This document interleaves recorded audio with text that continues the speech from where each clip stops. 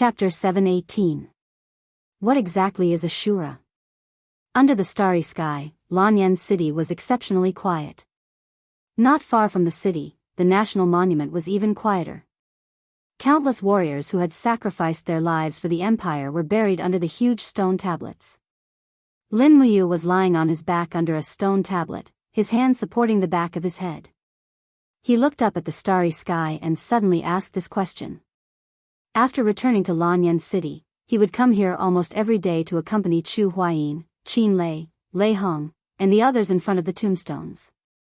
It was good to talk, otherwise, he would feel suffocated. Shura, Tang Xiaoxi was wearing a dark blue cloak. She sat on a tree trunk at the side, her legs swaying in the cold wind. She said, "Actually, I'm not too sure, but it sounds very powerful." Shura is a hunter in the dark, a natural hunter. It's recorded in the ancient books, but it seems that no one has ever seen a shura. Lin Muyu pursed her lips and said, "I don't know how Xiao Yin is now. If only we could know which plane she is in, we could go find her and help her get through this." Tang Xiaoxi smiled faintly. "Xiao Yin must have lost her memory now. She doesn't know you at all. If you interfere, she might beat you up. Oh right, if you want to know where Xiao Yin is, maybe you can ask for help from the God realm. The 7 luminaries Demon Emperor and Xiao Fairy can help us." "No, the Demon Emperor told me in my dream last night. He said that Xiao has signed a divine pact with a blazing angel called Shiyen from the Western Heaven Realm and can no longer help us. He didn't say anything else. He said that he was afraid of activating the divine pact and causing Xiao to lose all her cultivation. In any case, he told us to be careful." "I see." Tang Xiaoxi pouted and said, "Then what should we do? Are we just going to wait like this? I wonder how Xiao Yin is doing now. She must have suffered a lot by herself." Lin Muyu smiled bitterly. "Xiao Yin has already tasted the bitterness and humiliation of the 3 realms in the 6 paths of reincarnation. My chest hurts when I think of her suffering in some unknown place. Xiao Shi, my heart aches for her." Tang Xiaoxi fell into silence for a few seconds before she muttered, "I also feel sorry for Xiao Yin. It's all my fault. If you want to blame someone, blame the demon tribe. If Yaoji of the demon tribe hadn't controlled your mind, Xiao Yin wouldn't have ended up like this." As she spoke, Lin Muyu clenched her fists and said, "Within a year, I'll definitely wipe out the devil race completely from the continent." Tang Xiaoxi was slightly surprised. "Mu, are you serious?" "Yes." Lin Muyu nodded, "We have to be decisive. Otherwise, leaving the devil race in the Tongtian Gorge will always be a big problem for us. The Demon Emperor told me to be careful. There must be other strong enemies. Before the strong enemies come, we must first wipe out the devil race and unify the entire continent. Xiao Yin, the 7 Seas Tang sect has been rebuilt. What are your plans for the future?" "The 7 Seas Tang sect has Tang Zong. I've already imparted all of the fire god's seal to him. I believe that with Tang Zong's comprehension, he'll have great achievements in 3 to 5 years. The Tang sect won't need me then. I think. I want to be with you and wait for Xiao Yin to return." Lin Muyu suddenly smiled, then stay by my side. I was worried that you said you'd stay in 7 Seas City. If that's the case, I'll miss you. I'll have to fly for a long time just to see you." Tang Xiaoxi couldn't help but feel flustered. She smiled sweetly and said, "Really?" Lin Muyu didn't look at her. She continued to look at the sky and said, "I'm not a plant. When I was in the Nether Spring realm, I already thought that if I love someone, I should treat them with all my heart. I'm a person with the sovereign persona. Since I was lucky enough to awaken the sovereign persona, then I'm also lucky enough to have you and Xiao Yin. Aren't you afraid that Xiao Yin will be jealous?" Tang Xiaoxi asked carefully, afraid that his answer wouldn't satisfy her. Lin Muyu took a different approach and said, "I'll thank the heavens if you're not jealous. I'm not worried about Xiao Yin. Tui, what kind of person do you think I am? I'm saying that because I didn't misjudge you." "Humph. In the distance, a group of royal guards dressed in the armor of the royal guards were waiting. They watched the young man lying on the nation-guarding monument that was revered by the world. If it was anyone else who dared to be so disrespectful, they would have been dragged out and beheaded. However, the person in front of them was the Qin Emperor, Lin Muyu. He was the person who turned the tide. Furthermore, he had such a close relationship with Chu Huaying and Qin Lei when they were alive. Presumably, the two of the four heroes of Lan Yan who had died for the country wouldn't blame him for anything. Early in the morning, amidst the rumbling sounds of nooses, Shenyang City's north gate was opened. Countless commoners who were waiting to head out to farm or hunt filed out of the city. When it was close to noon, a group of royal guards appeared and sealed the city gate, preventing commoners from entering. There was no other reason for this. One of the empire's three kings, Feng Jixing, was going to arrive very soon. Outside the city, the flags of the empire's purple Yinghua flower and Prince Xian were intertwined. The number of people Feng Jixing had brought with him was not a lot, but it was not a small number either. There were 500 light cavalry troops accompanying him, and their extravagance was far from that of some dukes and marquises. After all, Feng Jixing had stepped into the divine realm a long time ago, and a forged celestial lattice had allowed his abilities to multiply. Now that he had obtained 2 divine weapons that were substandard divine weapons, it was clear that his abilities had improved by leaps and bounds. There was no need for him to worry about being assassinated. A row of cavalry troops opened up a path at the front. They held on to wooden shields, and all of them wore solemn expressions. After the 200 cavalry troops entered the city, a big horse finally galloped into the city. It was Feng Jixing, who had been waiting for a very long time. He felt very vexed at having to rely on the nobility, but those officials said that this was a rule passed down from their ancestors and that they could not go against it. Therefore, he could only put up with all of this. Following behind the cavalry troops, Feng Jixing wore a set of light gray armor and golden battle robes. Having stepped into the divine realm, he appeared even more handsome, causing the commoners in the city to be stunned. Then, should we believe in Prince Feng Jixing? He's so handsome, it's no wonder that such a character can eliminate the traitors of peace country. I wonder when Prince Xian will be choosing his concubine.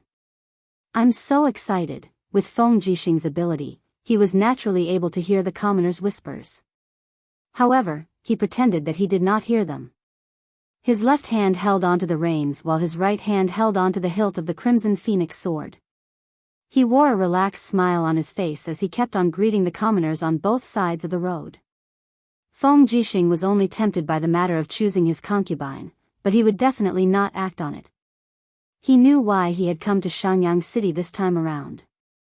Xiang Yu was the southern country duke, a feudal lord. Therefore, Feng Jixing would definitely make a trip to the south once a month to meet with Xiang Yu. He would have a drink or two with him and chat about some trivial matters regarding the empire and Lanyan City, using this to probe Xiang Yu's heart. Feng Jixing knew that if Xiang Yu were to create trouble in the south, the empire would probably sink into another internal strife. Lin Muyu did not have the time to deal with such public relations. Therefore, Feng Jixing could only trouble Prince Xian. In the city, a group of guards went up to welcome them. Right in front was a general who wore 2 golden general stars. After getting off his horse, he knelt by the roadside and said respectfully, "I'm Shenyang City's military superintendent commander, Lu Hao. I'm a country protector general and have been sent by the southern country duke to escort Prince Xian to the Mingshan army's headquarters." General Lu Hao, it's been hard on you. Get up and lead the way." "Yes, Your Highness." Lu Hao got on his horse and gave the order, "Turn the horses around and invite Prince Xian to the central camp." The cavalry was about to move forward when a commotion suddenly rang out. Feng Jixing quickly looked over and asked, "What's going on?" A captaincy said, "I don't know. It seems that someone wants to petition." Petition? Feng Jixing was stunned. The word petition had a long history. It was a way for commoners to express their wishes to the upper echelons. There were probably people who knew that today was the day Prince Xian would come to Shenyang City. Therefore, there were people who wanted to petition. Since he was not in a hurry to head to the central camp, Feng Jixing waved his hand and said, "Let whoever wants to petition in." Yes. Very soon, an elderly man came to the front of the cavalry under the protection of 2 guards. He quickly knelt down and said, "Your Highness, my name is Zhou Yang. I make a living selling medicine in the north of Shenyang City. A few days ago, a group of people came and smashed up my medicine shop, snatching away many expensive medicinal herbs and causing me to go bankrupt. I went to the magistrate's office to lodge a complaint, but no one paid any attention to it. Your Highness, please seek justice for me." Feng Jixing turned around and dismounted from his horse. He helped the old man up and said, "Elder, please get up. Tell me, who was the one who smashed and robbed your medicine shop? I'll help you get justice." It's someone from the Tang clan. It's Tang Wei's distant cousin, someone called Tang Wu." "Tang Wu?" Feng Jixing frowned and said, "Elder, please return home first. I'll send someone to investigate this matter. Don't worry, we'll definitely seek justice for you." "Thank you, Your Highness." The elderly man turned to leave. However, he had only taken a few steps when his body suddenly trembled and he fell down in astonishment. Fresh blood had soaked through his clothes from his chest, and an arrow could be faintly seen piercing through his head. He had been shot dead. "Who is it?" Feng Jixing was enraged. He raised his hand and pulled out the crimson phoenix, bellowing, "Who dares to kill the innocent before me?" The crowd on both sides panicked. A few burly men dashed out while carrying black cloth in their hands. They were also holding on to crystals that were flashing with electricity. Those were the energy crystals used to detonate the magic crystal cannons. Feng Jixing had participated in the development of the magic crystal cannons and naturally knew about these. However, how was he to leave now? There were at least 10,000 people in the entire Shenyang city's North Square. If he were to leave, these people would all be sending themselves to their deaths. This bunch of B***stards. Feng Jixing mumbled. Boom. Boom. Boom. Purple lights soared into the sky. The explosive prowess of the magic crystals was no small matter, and the square seemed to have been vaporized in an instant. The people in the core zone had no time to escape, and their bodies were instantly vaporized. A mushroom cloud soared into the sky, and the prowess of the explosion swept out in all directions, turning the houses and city walls into dust. Buzz, a shock wave continued to impact into the city. In the core zone, Feng Jixing stood in the deep pit, surrounded by a solid wind shield. His eyes were bloodshot as he looked into the distance and bellowed furiously, B***starred. "I'm going to kill you." In a corner several hundred meters away, a middle-aged guard silently looked into the distance and mumbled, "Princess Wei, forgive me for my incompetence. If I can't kill Feng Jixing, I won't be able to repay you. I can only die." He slowly drew out his dagger. Pa pa pa, a bolt of lightning flashed before him. It was Feng Jixing. He had already heard Tang Xian's prayer through his psyche power. "You." Tang Xian took a few steps back. Feng Jixing gritted his teeth and looked at him. "Is it Tang Wei?" Tang Xian didn't say anything. Feng Jixing's overwhelming aura surged towards him, and he had no way to defend himself. His spirit was instantly crushed, which meant that he had admitted it. "Die." The crimson phoenix waved its hand, and Tang Xian's body instantly turned into a pile of dust. Chapter 719. What? Prince Xian, Feng Jixing, was assassinated? In the central tent, Xiang Yu slammed the table and stood up, bellowing fiercely, "Nonsense. How is Prince Xian now?" "Prince Xian is fine. He's pacifying the commoners in the city and will come over in a while." General of the South Zhao Haishan's countenance was ashen. He knew what this assassination meant. "Have you found out who did it?" Xiang Yu asked with narrowed eyes. "We've found out. It's someone instructed by Princess Wei's retainer, Tang Xian. They used a few magic crystal cannons to explode Shenyang City's north gate, killing and injuring over 4,000 innocent commoners.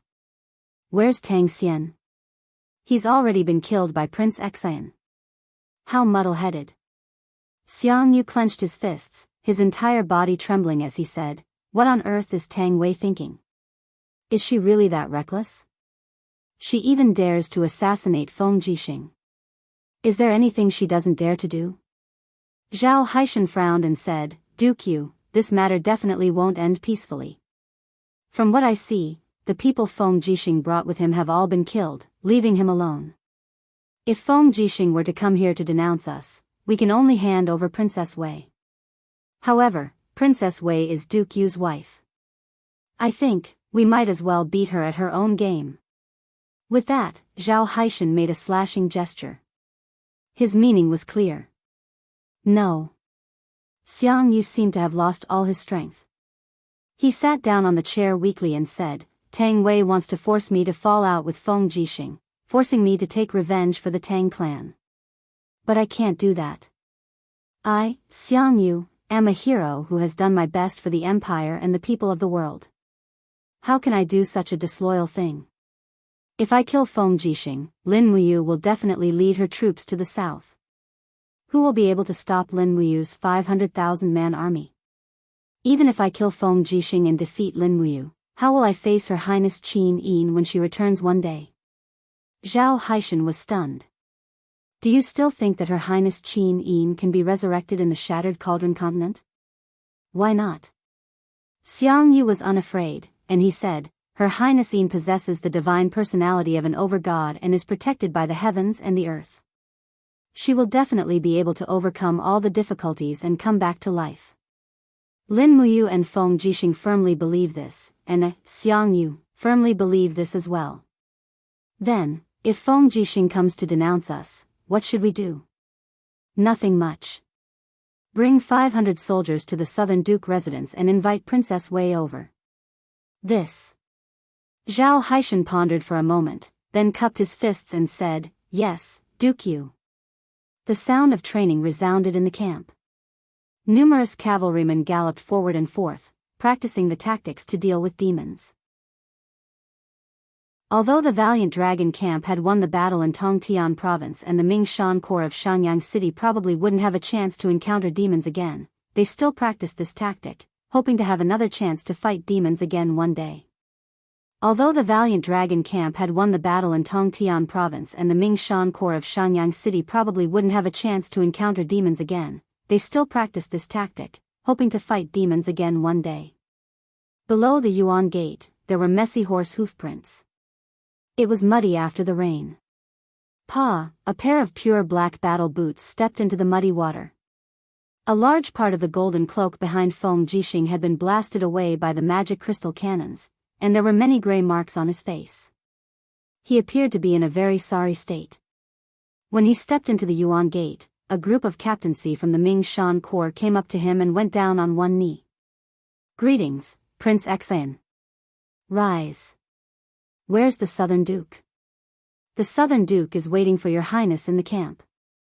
He sent us to receive you. Is that so? Feng Jixing's eyes narrowed, and he said with strong killing intent, lead the way.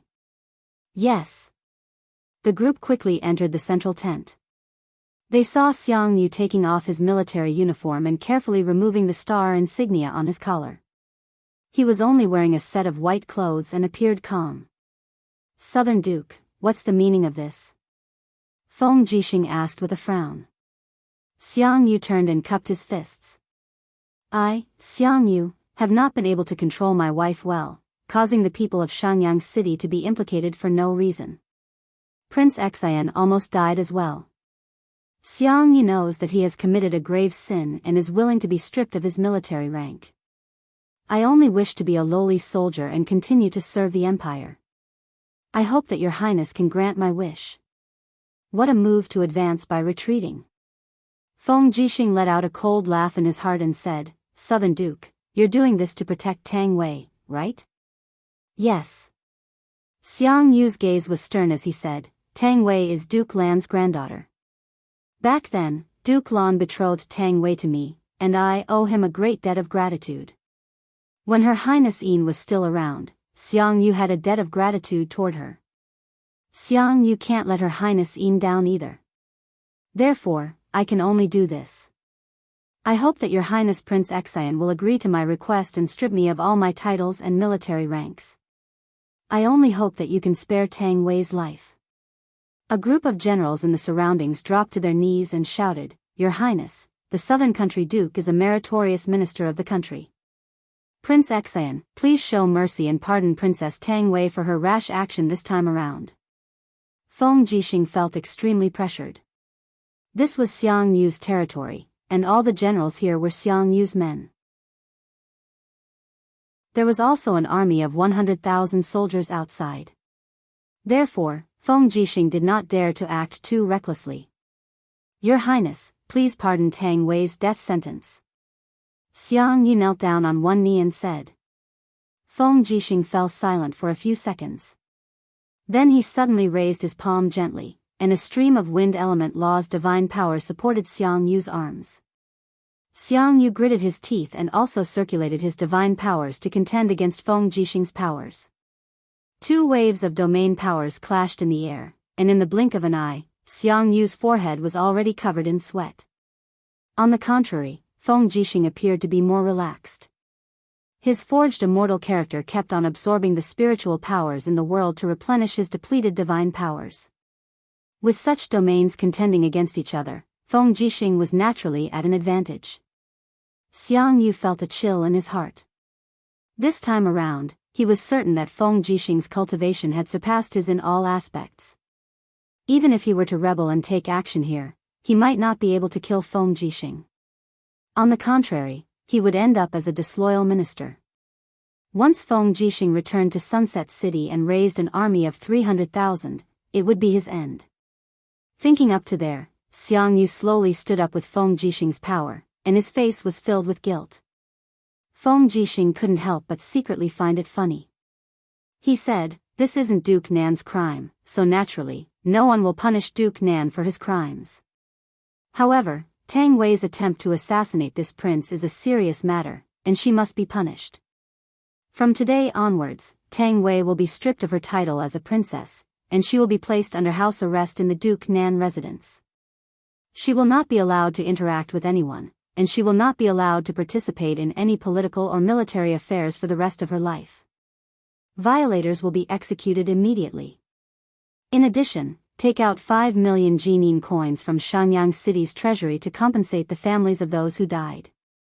Xiang Yu hurriedly knelt down again. Thank you, Your Highness, for your pardon. At the back, Tang Wei's face was ferocious. She pointed at Feng Jixing and scolded, Feng Jixing, you are a dog of the Qin family, and a dog that bites. Just you wait, there will be a day when you will get your retribution. I curse you to die under the sword. Impudent. Feng Jixing raised his palm abruptly, and dimensional powers pierced through space, landing a loud slap on Tang Wei's face. Immediately, 5 lines of guidance appeared very clearly. Feng Jixing's countenance turned cold as he said, Tang Wei, you've done disobedient things time and time again. It's one thing that Her Highness Yin tolerated you when she was still alive, but now that you've failed to assassinate me, you're still spouting nonsense. How could Duke Lan have such a foolish descendant? If you're not a pig, then watch how princess she will be revered by the people of the world. As for you, you'll only be reviled by the people of the world. Don't be impudent anymore, or else you'll have to bear the consequences. Xiang Yu was so frightened that he broke out in cold sweat. Feng Jixing had acted too quickly, and he didn't even understand how his attack could land on Tang Wei's face from 10 meters away. Right now, Feng Jixing's cultivation was too terrifying. Your Highness, please calm down. I'll take care of my wife.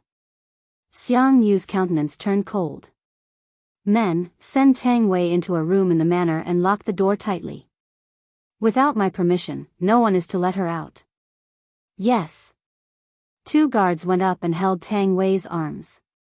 When she wanted to continue cursing, they used a piece of cotton cloth to cover her mouth. Xiang Yu could not help but take in a deep breath. If he had a choice, he would probably never be willing to face this arrogant and foolish woman, Tang Wei, in this lifetime. Feng Jixing threw a glance at Xiang Yu and said, "Southern Duke, it's really hard on you." Xiang Yu was at a loss, not knowing what Feng Jixing's words meant. "Let's go." Feng Jixing turned, pressed his hand on the hilt of the crimson phoenix saber, and said, "Accompany me for a walk in the military camp. I want to see if the Mingshan army's battle prowess has improved or not." "Yes, Your Highness." "Men, prepare a horse for Your Highness."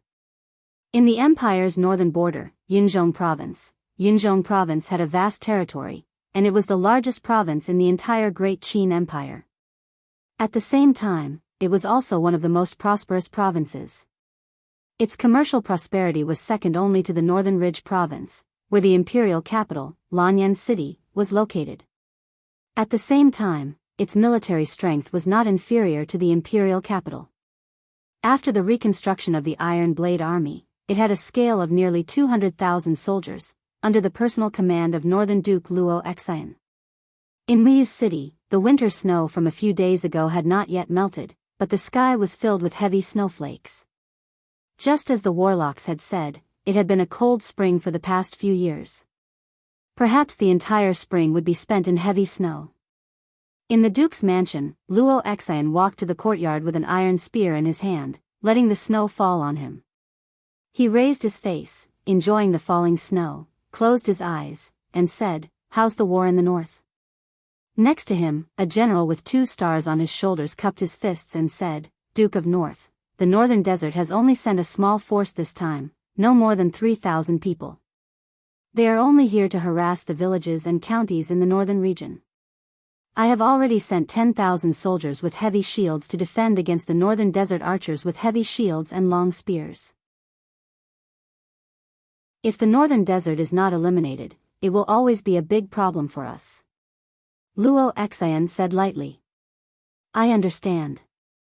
But it is snowing now, and it is difficult to transport food. If we send cavalry, I am afraid the fodder for the horses will be a big problem. Besides what?" Luo Xian looked back at him. "Besides, the tribes in the northern desert are connected to the 8 wilderness plain in the northeast.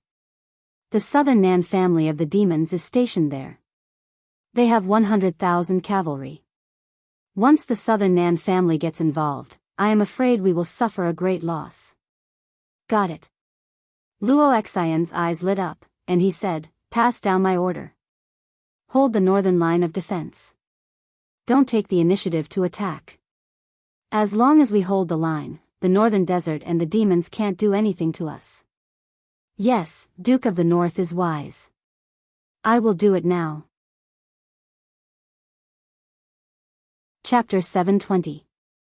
Pa, in Tong Tian City, the sound of birds flapping their wings reverberated in the air. Wei Chou, who was sitting on the railing of the pavilion, was surrounded by strands of ghostly power as his eyelashes fluttered up and down. He only opened his eyes when this power was completely transferred into his qi, only to see a messenger bird hopping on the grass beside him with a letter tube tied to its leg. It was Yu Yu's letter. Gently opening his hand, the messenger bird spread its wings and flew to Wei Chou's palm. Taking out the letter from the tube and looking at it carefully, Wei Chou's face could not help but turn livid. "What is it? Whose letter is it?" Not far away, Situ Sen, who was drinking wine, asked. "It's the commander's." Wei Chou was still used to treating Lin Muyu as the commander of the Longdan army camp, even though in fact he was the rightful commander of the Brave Dragon army. "Oh?" Situ Sen asked, "What did His Highness say?" "See for yourself." Situ Sen took the letter and just glanced at it before turning pale with fright. "This. His Highness is not coming back and only ordered us to launch an attack?" "Yes." Wei Chou said lightly. He ordered the 200,000 troops of the Brave Dragon army to launch a large-scale attack and use the magic crystal cannons to break the demon race's sky canopy and attack the Tong Tian Gorge step by step, clearing the demon race from the Tong Tian Gorge. At this time, Fengxi walked over with his helmet under his armpit.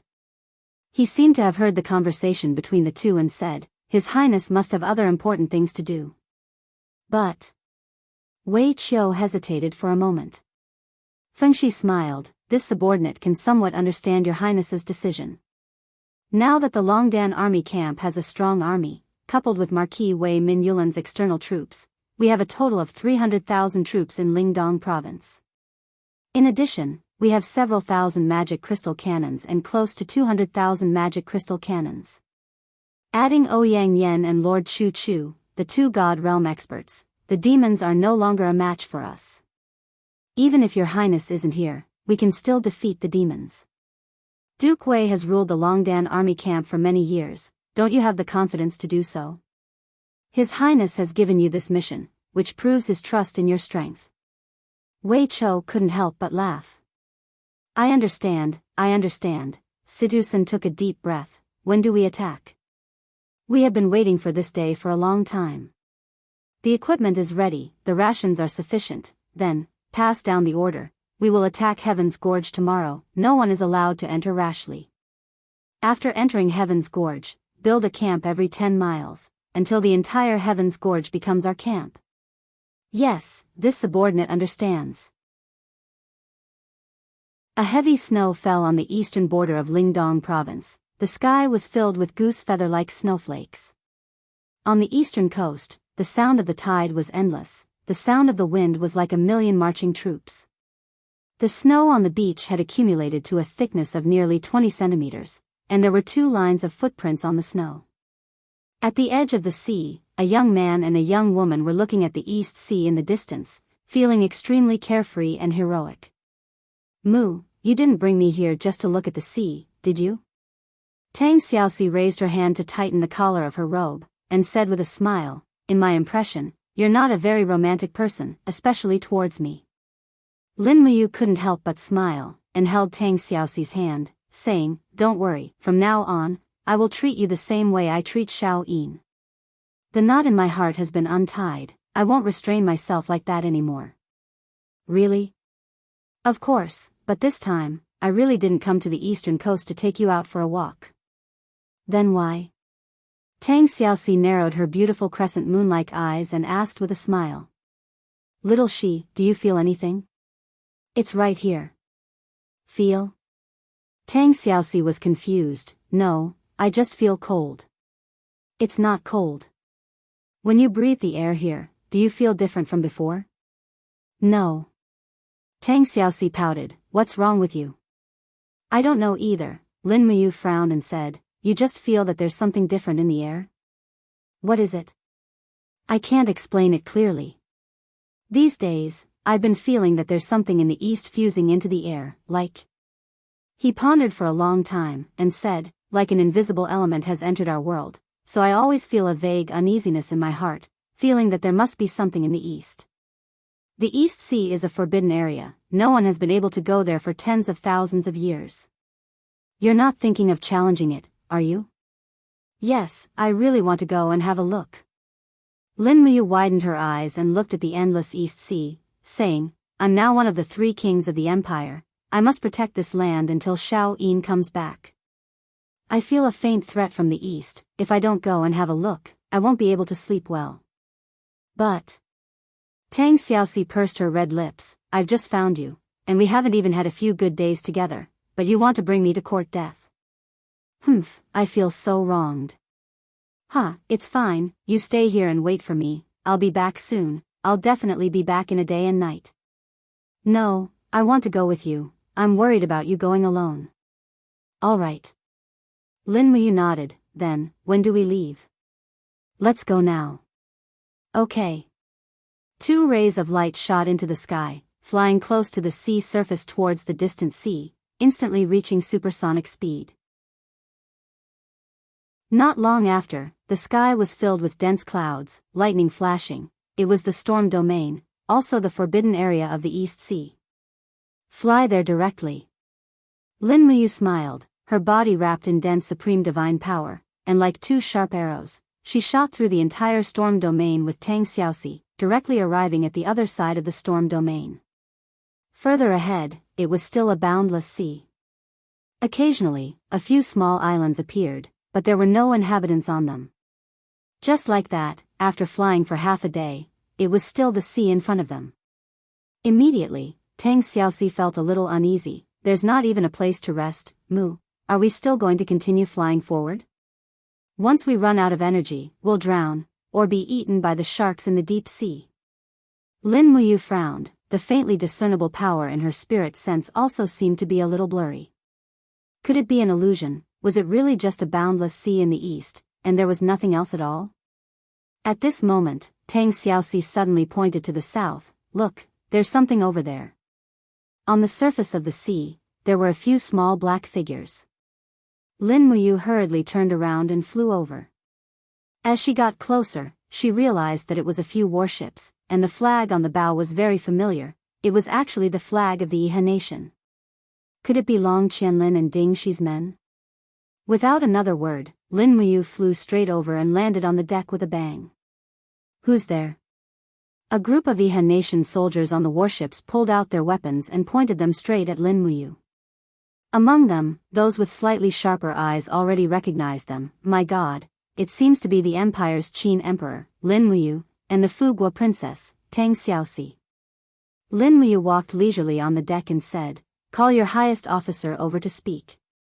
A man with the insignia of a Chiliarch on his shoulder walked over and said, "I am Iha Nation's Chiliarch, Zhang Wanchang.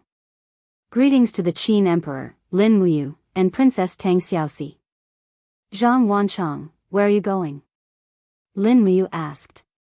Zhang Wanchang said respectfully, "Reporting to your highness, under the Dragon Commander's orders, we are heading to the outer regions of the East Sea in search of a new world." A new world? Yes, we are only 3 scout warships in charge of exploring a new territory. Zhang Wanchang looked very cautious as he said, "Iha nation is already declining. The food on the dragon-shaped island can't feed so many people, so we can only look for a new place to live. I hope that your highness can let us go." "I thank you for sparing my life. How can you be sure that there is a new land on the sea?" Tang Xiaoxi asked. "We are not sure." Zhang Wanchang shook his head and said bitterly, "This is the 7th day of our voyage. If the wind is with us, we can still sail. Otherwise, we can only rely on the sailors to row. However, this is our mission. If we can't find a new land, we can only die on the sea. The food on the ship can last for another 40 days. After 40 days, we will probably die." Lin Muyu smiled faintly and patted Zhang Wanchang's shoulder. "Then I wish you good luck. Oh yes, if you can go back alive and see Long Qianlin, remember to tell him that I will always remember Chu Huayin's death. One day, I will take his head to comfort Chu Huayin and Qin Lei's souls in heaven." "Yes," Lin Muyu nodded at Tang Xiaoxi. The two of them stepped on the ground and flew up, disappearing from everyone's sight in the blink of an eye. There wasn't a single island nearby. The continuous flight had indeed caused Lin Muyu and Tang Xiaoxi to feel exhausted. They needed to eat and rest. Moreover, Lin Muyu's spiritual pulse technique had explored a radius of nearly 200 miles. There weren't any strong energy waves within 200 miles. It seemed that the East Sea was really just a boundless sea. They turned back and returned to the Empire's territory. 3 days later, the 3 warships from Iha Nation were still slowly sailing in the sea. Zhang Wanchang's hand was on the hilt of his sword. He held on to the railing and looked into the distance. His face was indescribably lonely. Perhaps, he was really going to die in this boundless sea? However, as the 3 warships were sailing slowly, everyone didn't notice a figure in the sky looking at them from afar. Zhang Wanchang's cultivation was higher, so he was the first to feel that something was wrong. He quickly raised his head and a sharp light appeared in his eyes. "Who is it?" Swoosh! A figure broke the space crack and stood directly 100 meters away from the bow of the warship. It was a middle-aged expert in his 40s. He was wearing thick armor, and his face was full of arrogance. His eyes were as sharp as swords, which made people shudder. He said, "Those who trespass into the sea of the Tianji Empire will be killed without mercy." "Who are you?" Zhang Wanchang said angrily. "The dead don't need to know so much." The newcomer laughed. "Shield wall, bows and arrows." Zhang Wanchang ordered hurriedly. Dozens of soldiers from Yihan Nation quickly formed a shield wall. However, the unfamiliar expert in the distance suddenly raised his arm. Divine power was enshrouded in his palm, and he suddenly struck with his palm. Bang! The main warship was the first to bear the brunt of the attack, and it was smashed into pieces along with the seawater. Oh, my God, the group of soldiers from Yihan Nation were scared out of their wits, but they couldn't escape. The other two warships were also destroyed by the unfamiliar expert's two subsequent palm strikes. He floated above the water, raised his hand, and grabbed the neck of a squad leader of Yihan Nation who had fallen into the water. He said with a smile, "Let's go. Follow me to see His Majesty. Your tongue is very precious." Chapter 721. Jijia, a bone-chilling cry rang out from the barren land. No one knew what creature it was, but there was no doubt that the beasts living in the land of exile were powerful existences that could kill without leaving a trace. This was a huge hunting ground, a publicly acknowledged hunting area for the survivors of the land of exile. In reality, the hunting ground was just a restricted area. If it wasn't for the powerful beasts living here, then the environment was rather vile. However, the wealth hidden in the hunting ground couldn't be ignored. Whether it was the beasts hunted or the spoils of war from fighting humans, it was enough to make anyone's eyes turn red. After half a month of recuperation, the bullet hole on General Tai's shoulder was nearly healed. He held his bow in his hand, and a demon spirit that had grown up a lot followed beside him. Perhaps, she wasn't a girl anymore, but a young girl.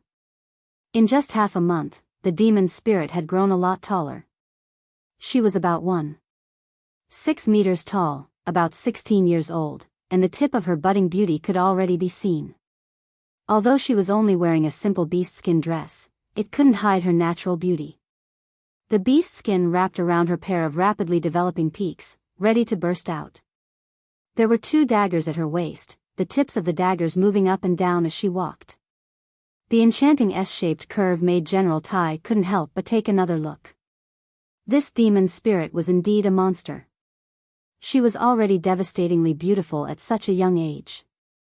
Gulp. General Tai couldn't help swallowing his saliva. The young girl walked quietly, her brows slightly knitted as she said, "Dad, this is the hunting ground?" "That's right, the hunting ground." General Tai nodded and looked around.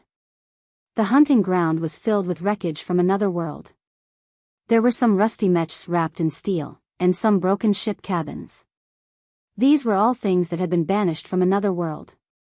However, as long as they came to the land of exile, they were already seen as a pile of trash. There was no energy in the land of exile. Be it mechs or battleships, they couldn't operate anymore. Furthermore, there wasn't even a pile of bones to be seen in the hunting ground. It wasn't that no one had died here, but that they had been eaten after they died. "Be careful." General Tai suddenly stopped and looked ahead. It was a huge field surrounded by barbed wire. It was like a football field, and it was filled with weeds that were half a person's height. There were also large holes in the barbed wire. No one knew what this place was or what it was used for, but strands of energy pulsated from the weeds. General Tai could not help but frown. He opened his palm slightly, and streams of ruler's combat flames appeared. The corner of the young girl's mouth curled up, as if she had already seen through the danger. She said, "It's a wolf. There's a patch of blood-red hair on its forehead. It's blood wolf." General Iron's body trembled. One of the most bloodthirsty species in the entire banished lands. Looks like we've been targeted by this blood wolf. Be careful, little Yao. Blood wolves aren't radiance beasts. They're extremely powerful, and their claws can tear through steel. Got it. The young girl's voice was very calm. She had already stepped into the weeds, and with a light push on the barbed wire, the 10-meter-long barbed wire fell down with a crash. It had already rotted into a pile of wreckage. Her beautiful eyes swept the area in front of her, and she said faintly, "Dad, in that direction. Shoot an arrow to lure that beast out." "I'll kill it." General Tai did not know where the young girl's confidence came from, but he knew that he would definitely reap something if he did as she said. She did not seem like a demon spirit, but more like a demonic creature that was born to hunt demon spirits. As for what exactly she was, General Tai had no idea. Swoosh! The sharp arrow wrapped in a steel arrowhead pierced through the weeds. General Tai possessed the cultivation of the Holy King realm, and his strength was vigorous. This arrow was shot over 1,000 meters, and a howl could be heard from the weeds. Following that, a powerful aura rippled out. As expected, the blood wolf had come. Rustling sounds could be heard as the weeds tumbled continuously. A huge creature pounced over, its forehead covered in blood-red fur and densely packed golden lines. The blood wolf's brown eyes were filled with killing intent as it leaped up and charged at the young girl. Swoosh! The young girl bent her body slightly, and threw the dagger in her left hand. Dang! The blood wolf's fur was surprisingly tough, and the dagger was unable to pierce through its skin. The blood wolf's momentum continued to descend, and with a roar, its sharp claws pounced towards the opponent's chest. The young girl suddenly spun around, bringing with her a small whirlwind, and a soft mist, causing the blood wolf's sharp claws to lose direction. Bang! The blood wolf's claws fell into the wilderness. The young girl took advantage of the situation and punched out with her left fist. Her fist was filled with golden energy, a power that General Tai could not see through. Boom! The small fist landed on the blood wolf's neck, and the sound of bones breaking could be heard. Oh no! General Tai was greatly shocked. The blood wolf's bones were exceptionally tough, like steel. This stupid demon spirit actually chose to meet force with force. Wasn't she courting death? However, the thing that broke wasn't the young girl's fist, but the blood wolf's neck. The force of the punch caused the blood wolf to roll back more than 10 meters. The young girl's eyes were shrouded in a layer of blood red. She pounced, opened her mouth, and bit the blood wolf's neck. At the same time, the dagger in her right hand stabbed into the blood wolf's heart. Ao, ao, ao. The blood wolf struggled for a few minutes before it finally stopped moving, dead on the ground. The young girl slowly stood up and wiped the blood from her mouth. In fact, she actually hated the smell of blood. There were a few frightening wounds on her shoulder, the work of the blood wolf's sharp claws. Great, well done. General Tai happily flew forward. This blood wolf was very majestic, at least 150 kilograms, enough to eat for half a month. Moreover, the blood wolf's fur could be used to ward off the cold, and its bones and claws could be made into weapons. In the land of exile, the blood wolf was a great treasure. General Tai didn't even look at the young girl. He was busy moving the spoils of war. A trace of displeasure flashed across the young girl's face. She gently knelt on the ground and stuck out her tongue to lick the wound on her arm. The wound quickly stopped bleeding, and then it began to heal. General Tai grabbed the blood wolf's head and slung it over his shoulder. He said with a smile, "This is great. I didn't expect to have such a great harvest on my first trip to the hunting grounds. He. Little Yao, let's go back. We shouldn't stay here for long." The young girl didn't reply. She stood up and looked into the distance at the depths of the barren land surrounded by the barbed wire. What's wrong? Is there anything else? General Tai asked. The young girl didn't say anything. She only nodded slightly. Could there be a big deal? General Tai was overjoyed. He quickly buried the blood wolf's corpse in the bushes and pulled out a shining sword from his waist. He said, "Let's go. Let's bring Dad to have a look." Okay.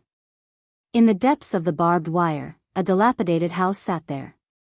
Perhaps it wasn't really a house, but a huge shipping container. There were many holes on the outside of the container, and when the cold wind blew, it let out a ghostly howl. The metal door was ajar, and it was pitch black inside. Nothing could be seen clearly. What's wrong? Is there anything inside? General Tai asked. The girl furrowed her brows, but didn't say anything. She quickly sniffed the air with her delicate nose, and a strange smell filled her nose. It was the smell of wine. No one would have thought that there would be wine in the banished lands, and it was a very fragrant wine. Go in and take a look," General Tai said in a commanding tone. The young girl didn't retort. She reached out to push open the rusty metal door. Swoosh! The sound of wind came. It was a military saber. The young girl hurriedly retracted her hand, but it was too late. The saber was too fast, and it left a shallow wound on her wrist. As her strength increased, she was no longer injured by ordinary attacks. In fact, the wound didn't even bleed. However, this wasn't the only attack. Suddenly, bolts shot out from the pitch-black house. The young girl's reaction was extremely fast. She quickly bent down and rolled on the ground. The bolts flew past her head and into the bushes, kicking up mud. That was close. Bam! The door suddenly collapsed, and a short figure jumped out of the container. It was a dwarf, a human less than a meter tall. He held a shiny steel saber in his hand. It was very eye-catching. The dwarf ran very quickly. As he ran, he cursed, "Darn girl, you actually entered my domain.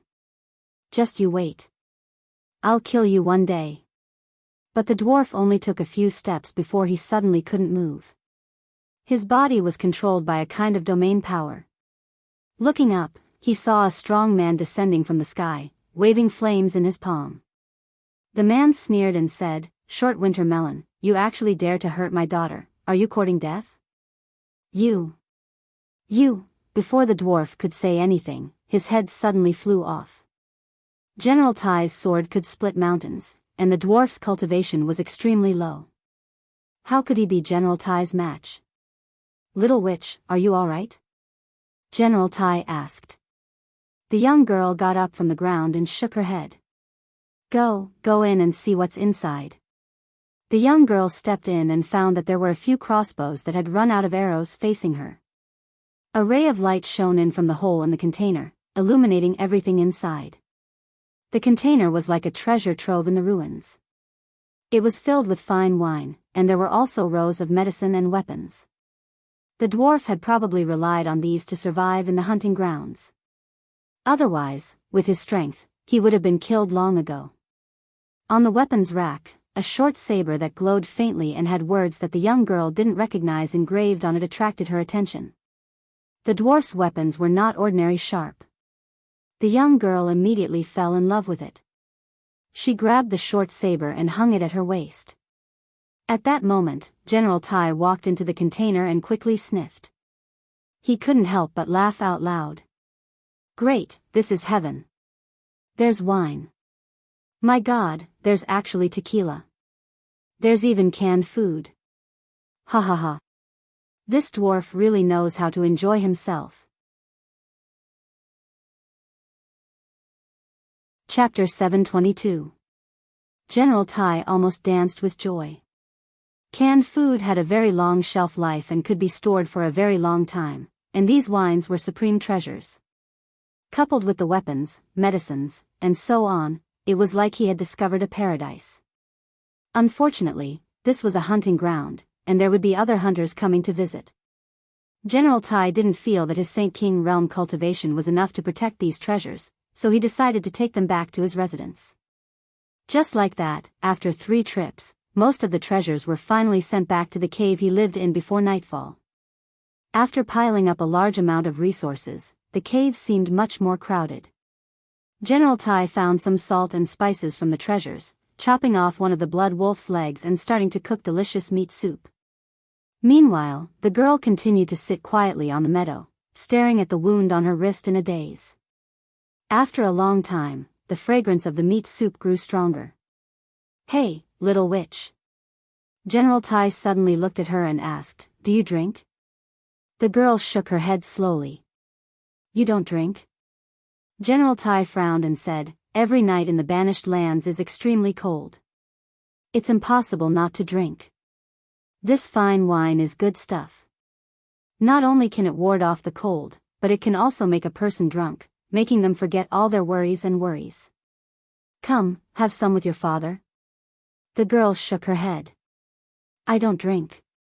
What did you say? General Tai raised his eyebrows. You dare to disobey even your father's words? I don't drink. The girl's voice was very calm, but it was unquestionable. She sat there quietly and didn't say another word. Tui, what a freak. I'm afraid she doesn't understand human language. General Tai was in a good mood, so he didn't argue with her. He filled a bowl with meat and threw it to the demon, then grabbed the wolf's leg bone and took big bites of the juicy meat. He chewed, then opened a bottle of wine and gulped it down. After taking a big gulp, he shouted, "This is great. Ha ha ha ha. Great." The girl didn't say a word as she watched General Tai gulp it down. In the middle of the night, the pot of meat was almost finished. Behind General Tai were 4 empty wine bottles. His face was flushed red as he leaned against the wall of the cave in a drunken stupor. He gently rubbed his stomach, his face filled with satisfaction. At this moment, he glanced at the demon spirit 2 meters away. Once again, he realized that this demon spirit was simply a heaven-sent beauty. Under the dim light of the bonfire, the demon spirit's exquisite face was beautiful beyond compare. Her pair of beautiful eyes were as clear as crystal. She quietly sat there with the corner of her mouth slightly raised, making her appear extremely charming. Her pure face and flirtatious figure fused together with the darkness of the night, making people unable to resist falling into a daze. Little Yao, come to Daddy, General Tai ordered as he leaned against the wall. The girl didn't say anything and just sat quietly on the meadow. Humph. General Tai stood up. Although he was drunk, his steps were extremely steady. He approached in a few steps and grabbed the demon spirit's wrist. His eyes flickered with a sharp light as he said, "What's wrong? Are you trying to rebel? Don't forget, if I hadn't saved you, you would have been snatched away by a hungry wolf." The demon spirit raised her head and looked at him in silence. Perhaps, the demon spirit didn't know what was about to happen. General Tai looked down and saw the beast skin covering the demon spirit's chest slightly open, revealing a captivating redness. This caused his desire to surge even more. He quickly grabbed the demon spirit's other hand as his eyes flickered with desire. The banished land is a silent domain. The heavens must have pitied me and bestowed you to me. Since you become my daughter, then you should let Daddy enjoy your body. Otherwise, how are we going to get through the long night? Don't resist, don't force my hand. The demon spirit calmly looked at him and said, "Daddy, are you hurting me?" "What did you say?" General Tai asked impatiently. The demon spirit's gaze was calm. "Daddy said that you'll kill everyone who hurts me. And now, you're hurting me. What nonsense are you talking about?" General Tai grinned. "I'm helping you understand the joys of being a woman. After tonight, you'll naturally understand everything. You'll realize that you'll never be able to leave Daddy again. Let go." The demon spirit's voice was very calm, but it sounded like a command. "Stop struggling, it's useless." General Tai's mind was in a mess. He moved his stubbly mouth towards the girl's neck, but before he could get within 10 centimeters, he suddenly felt a sharp pain in his abdomen. It was the girl kicking him with all her might. Arg! General Tai retreated a few steps in pain, almost unable to straighten his back. His face was covered in beads of sweat. He suddenly pulled out the long sword at his waist and said angrily, "Little whore, I can save you, but I can also kill you." Whoosh! The sword turned into a streak of light, stabbing towards the girl's chest. However, after a clang, the sword only pierced into the rock wall. The young girl had latched onto General Tai's right arm like a phantom. Her snow-white legs abruptly stomped on the rock wall, and General Tai's arm pulled out the steel sword. "What are you trying to do?" General Tai's face paled involuntarily. With a crack, the girl's palm swept out, snapping General Tai's wrist. His entire wrist was deformed, but his hand was still holding onto the long sword. She pressed the long sword against his chest at a strange angle and slowly pushed it in, causing blood to flow out. The girl gripped General Tai's sword-wielding hand tightly and said softly, "Daddy said that he'll kill everyone who bullies me." General Tai could not move at all. He was a Holy King realm expert, but under the girl's control, he was unable to retaliate at all. Just like that, he pierced his own heart with his own sword. Clang! The blade pierced through General Tai's body and nailed him into the rock wall. Just like that, he was nailed to the wall. The girl bent down and grabbed the wild grass around the meadow to wipe the blood off her palm. She looked at General Tai's corpse with a seductive and beautiful smile.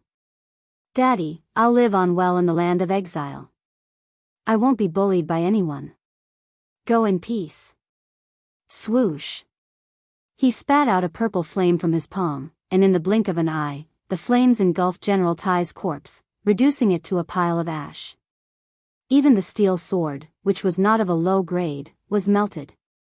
What a high-temperature flame!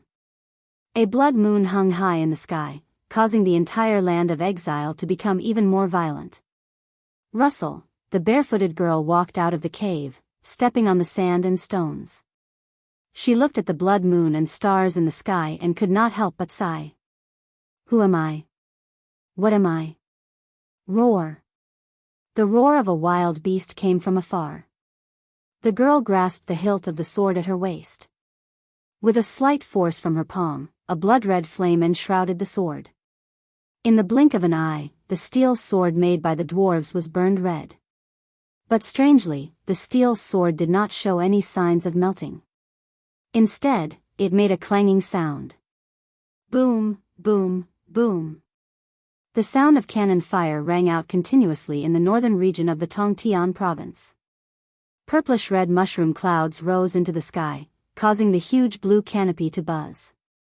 After more than 10 consecutive cannon attacks, the canopy finally ran out of energy and collapsed. The energy barrier that had separated humans and demons for tens of thousands of years had finally disappeared under the iron hooves of war. The bombardment of the magic crystal cannons brought with it streams of sharp air currents, causing the Imperial war flag in the Longdan army camp to flutter. Everyone raised their shields to resist the impact of the air currents. Wei Cho rode on his warhorse and formed an astral wall in front of him. He narrowed his eyes and said, "The canopy is gone. An era is coming to an end." Situ Sun gripped his sword. King's combat flames surged into his arms. He smiled and said, "Give the order. I'll lead my brothers and kill our way in. Don't be in such a hurry." Wei Cho waved his hand and said, "Order the heavy artillery unit to move 5 kilometers forward, and then we'll move. If we can flatten the entire Tongtian Gorge without losing a single soldier, why not?" "Yes, I understand." Battle banners fluttered in the wind as they entered the Heaven's Gorge in an orderly formation.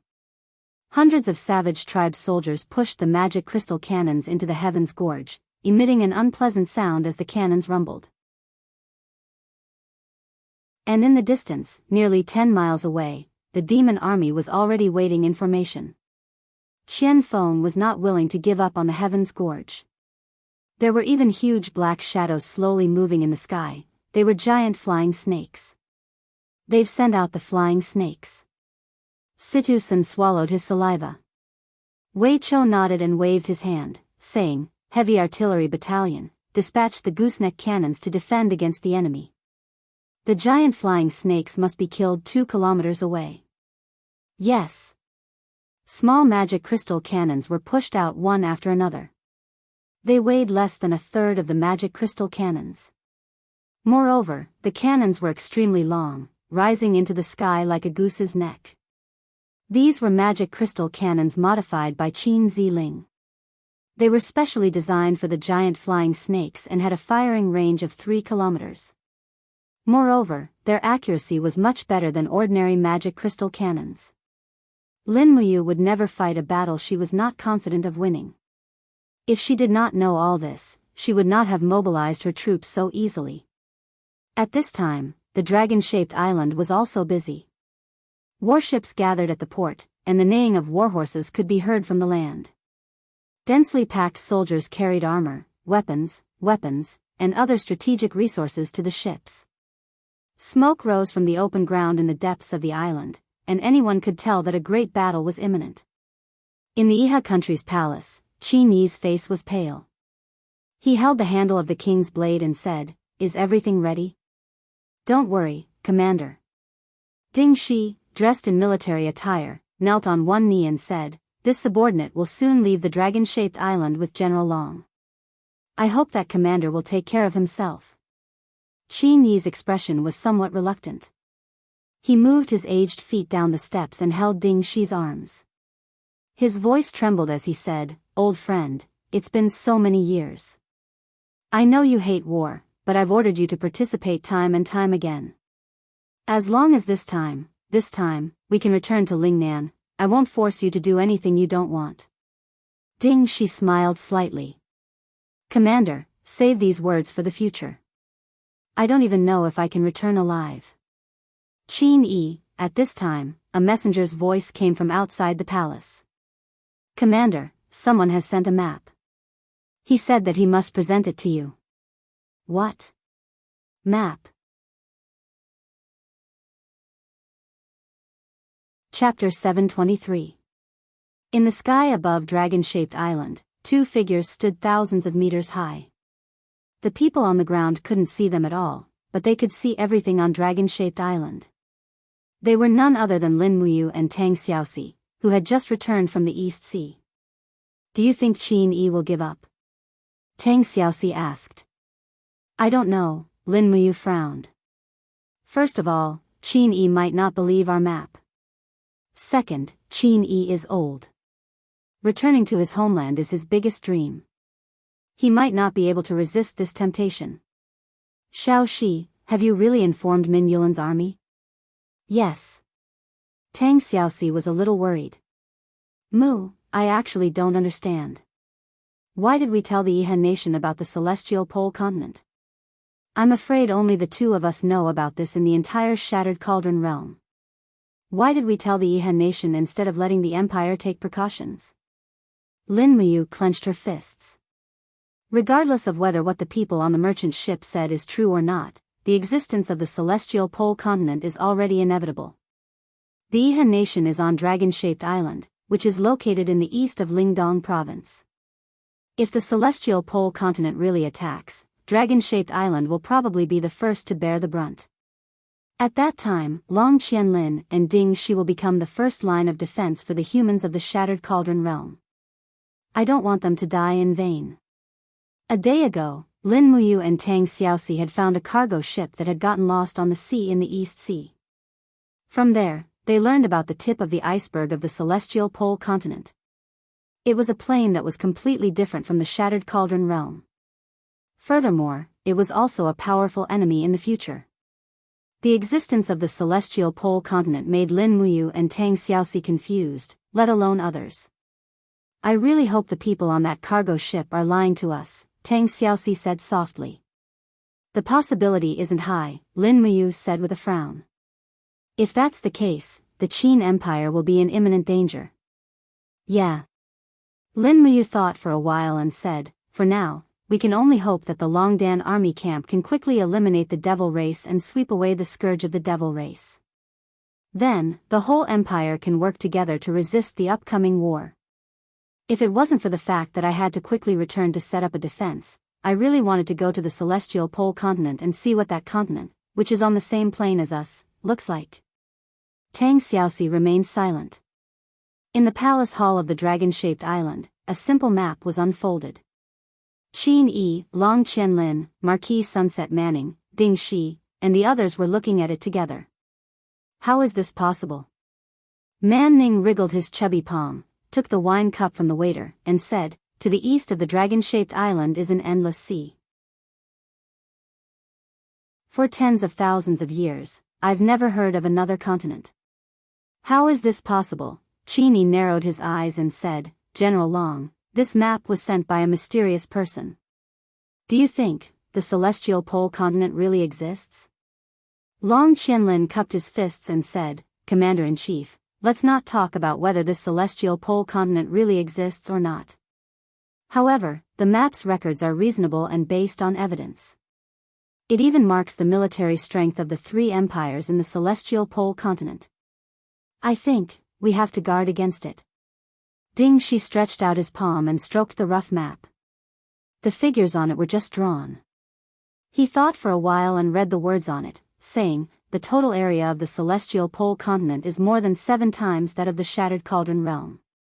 It is ruled by 3 empires. Among them, the Tianji Empire is the strongest, with 800,000 elite troops. The Celestial Empire has the largest territory, occupying 40% of the continent. Its 6 major armies have a total military strength of 1.5 million. The Blackstone Empire has the smallest territory and the smallest population, but it also has 500,000 elite troops.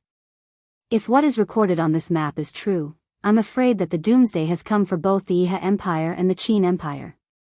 Qin Yi said, now that our 3 armies are on standby, are we going to attack the Lincoln province or not?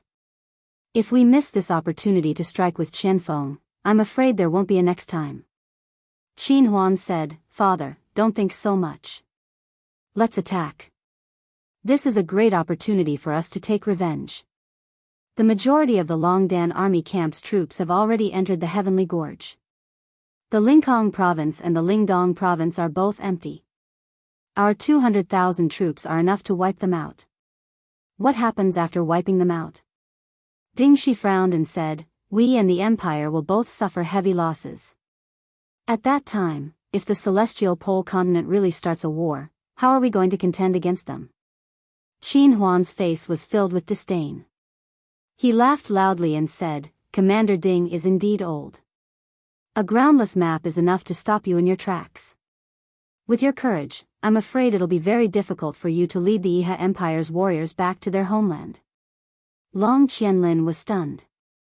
Qin Huan was openly provoking Ding Shi like this. How could this old general endure it? Young Highness, we need to consider this matter at length. What? Is Commander Long afraid too?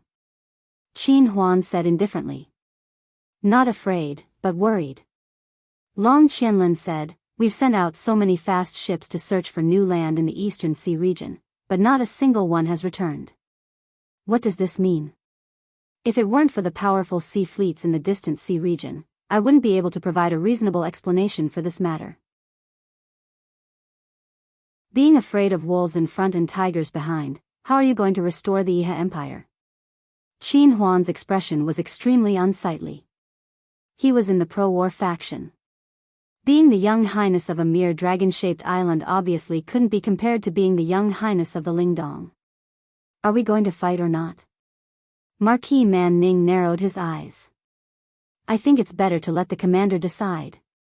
Qin Yi sighed helplessly and waved his hand. Forget it. Since the 2 marshals have no intention to fight, let's just sit on the mountain and watch the tigers fight. Hopefully, Qianfeng can consume more of the Empire's military power. Ding Shi and Long Qianlin glanced at each other in silence. They looked at the map in front of them with ashen faces. 3 days later. The devil race retreated step by step. More than half of the Heavenly Gorge was already under the control of the Longdan army camp. Lin Muyu left Tang Xiaoxi and Ouyang Yan to guard the Longdan army camp. She had to go to the Eastern Sea region to take a look. The existence of the Celestial Pole continent was like a nightmare tormenting him. The Shattered Cauldron realm hadn't been unified yet, and a new powerful enemy had appeared out of nowhere. He secretly lamented his bitter fate. He originally thought that he would be able to return with beauties after fighting for 10 years in the Shattered Cauldron realm. Now, it seemed that he would have to fight for another 10 years. Moreover, the outcome was unpredictable. The unknown enemy was really too powerful. Whoosh! After flying non-stop for nearly a day, Lin Muyu flew like a sharp arrow with the power to split the waves. She sped across the sea surface. After a careful calculation, she had flown for about 2,000 kilometers. She could already see ships in the distance. Furthermore, the fluttering flags were completely different from those of the Shattered Cauldron realm. Whoosh! With a sway of her body, she soared into the sky and hid among the lingering clouds. Overlooking the sea, a fleet came into view. It was a fleet consisting of at least 50 warships. The leading warship was nearly 200 meters long. Furthermore, it was a fortress ship, and the number of soldiers it carried was definitely not small. Furthermore, there was a huge creature on the deck of the fortress ship. It was a huge lizard with wings and red scales all over its body. Lin Muyu's heart sank. A word was on the verge of coming out of her mouth. Western dragon? What kind of existence was this celestial pole continent? The flag fluttered in the sea breeze. It was a war flag with red clouds on it. Lin Muyu didn't know which empire it belonged to. She knew almost nothing about this place. She didn't care about that anymore. She had to understand this place first. Lin Muyu's heart was as clear as a mirror. The people of the Shattered Cauldron realm didn't know about the existence of the Celestial Pole continent, and the people of the Celestial Pole continent definitely didn't know about the existence of the Shattered Cauldron realm. Whoever understood the opponent first would have a greater advantage. At night, in a tavern in a small city near the sea in the Celestial Pole continent, a blue-clothed dancer swayed her enchanting body and looked at the customers in the tavern in a licentious manner. She sang an unbearable song, and customers would throw copper coins or even silver coins onto the stage from time to time. There were even bold customers who walked up to her and struck up a conversation. "How much can I pay for you to appear on my bed tonight?" The dancer smiled and didn't say anything. In an inconspicuous corner of the tavern, a young man dressed in a dark blue robe sat there quietly. He held a huge bamboo cup and drank the malt wine inside. To be honest, the wine in the Celestial Pole continent was far inferior to that of the Empire. The tavern was the place where one could understand a plane the best. Lin Muyu had been here for half a day and had a slight understanding of this place. This was just a small city in the Tianji Empire. The flags of those warships she saw during the day were the flags of the Tianji Empire. The emperor of the Tianji Empire was called Baiming Yuan, so this empire belonged to the Baiming clan. The Tianji Empire was very powerful. At least, that was what their people thought. "I'm the man who's going to become the sacred martial god." A young and tender voice came from afar. Lin Muyu raised her head and saw a young and tender face. It was a young man who was about 17 or 18 years old, but he had an unruly look on his face. "Sacred martial god? With just you?" A scorching slap landed on the young man's face. A person who looked like a mercenary stepped on the young man and pressed him down hard a few times. He said, "In the past tens of thousands of years, there have only been 5 sacred martial gods in the empire. Who do you think you are? You want to become a sacred martial god? Wipe my boots clean first, you good-for-nothing who has high expectations but low ability." Bullying was the same in every plane. Lin Muyu didn't meddle in other people's business and continued to drink. At the same time, she learned some things about the cultivation world in the Celestial Pole continent from the mercenaries' conversations. The classification of strength in the Celestial Pole continent was very clear. The strongest person was called the Sacred Martial God, who was at least at the Divine Emperor realm. There were more than 2 sacred martial gods in the whole continent, which was very terrifying. Next were the Sacred Martial Kings and Sacred Martial Venerables, who had the strength of Divine Kings and Divine Venerables.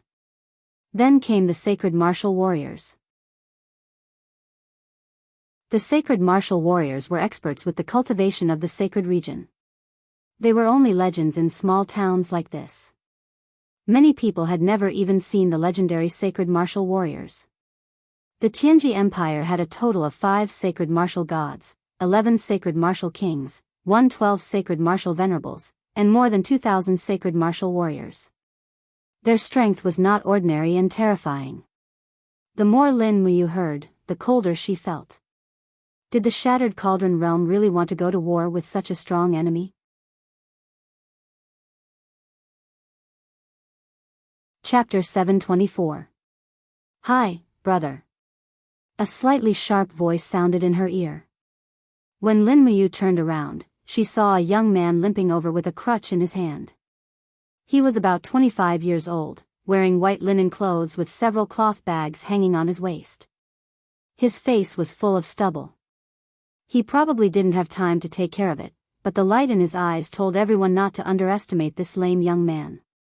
He sat opposite Lin Muyu and said with a smile, "Only if you buy me a drink, I can help you read your face." Face? Lin Muyu smiled faintly. "Man, give him a glass of wine." Dang! A full glass of barley wine fell in front of the cripple. He didn't rush to drink it. Instead, he took a deep breath and said, "The fragrance of malt wine is really as charming as a girl in the wilderness."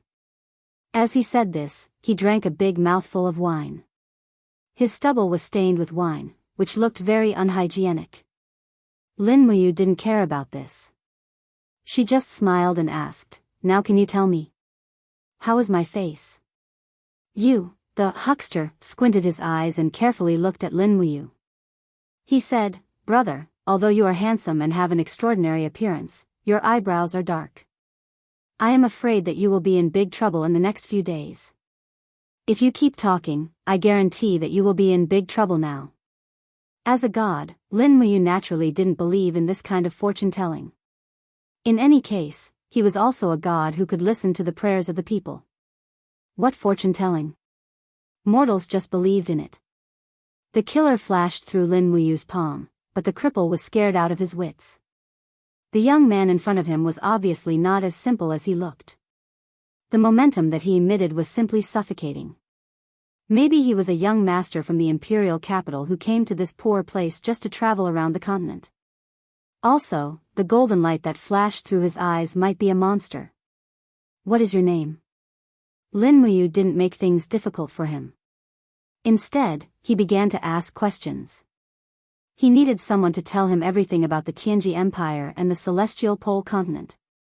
Lu Sanpao, people call me Lu Bai.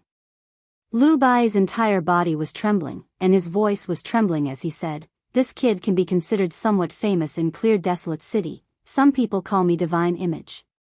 Lin Muyu didn't care about these things.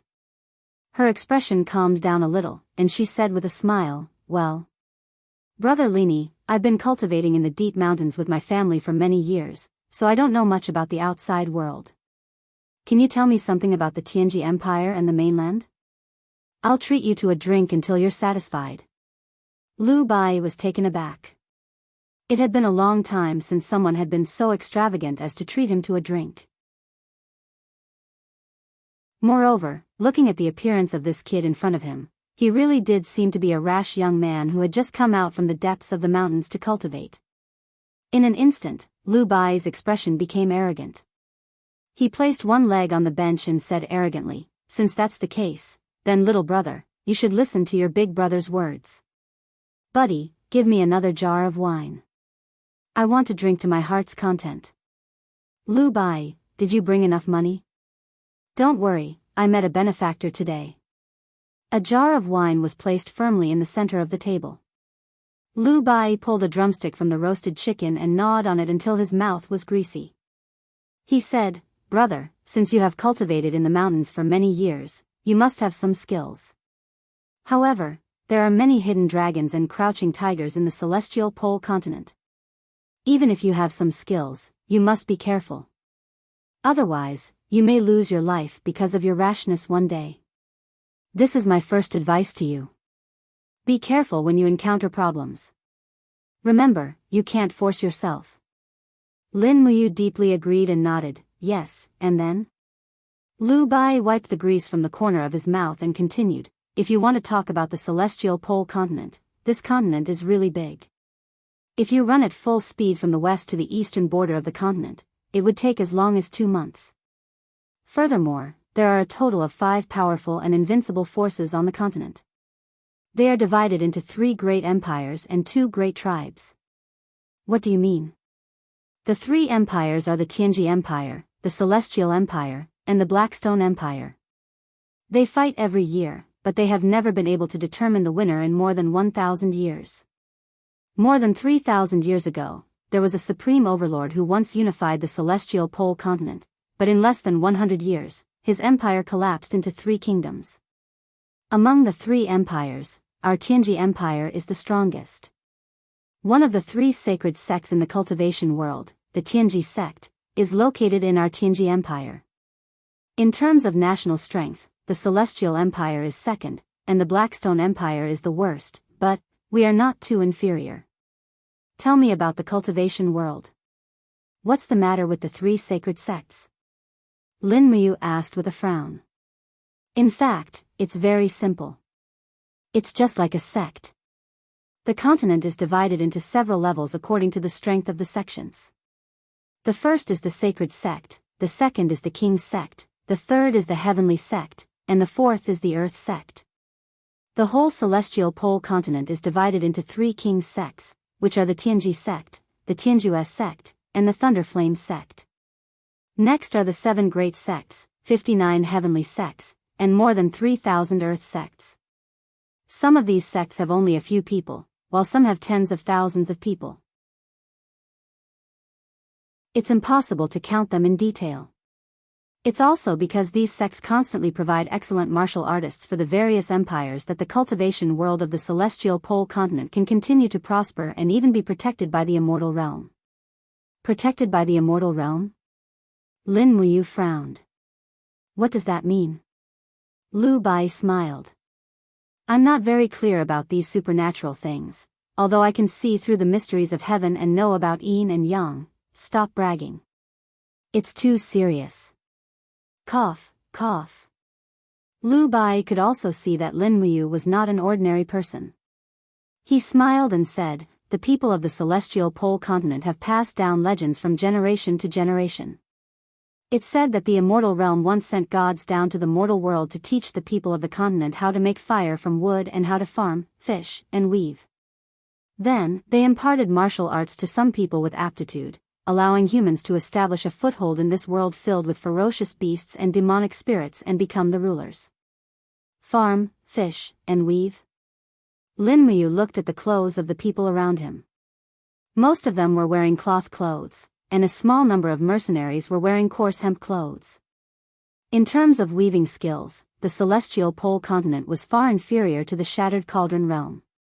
He smiled slightly and didn't say much.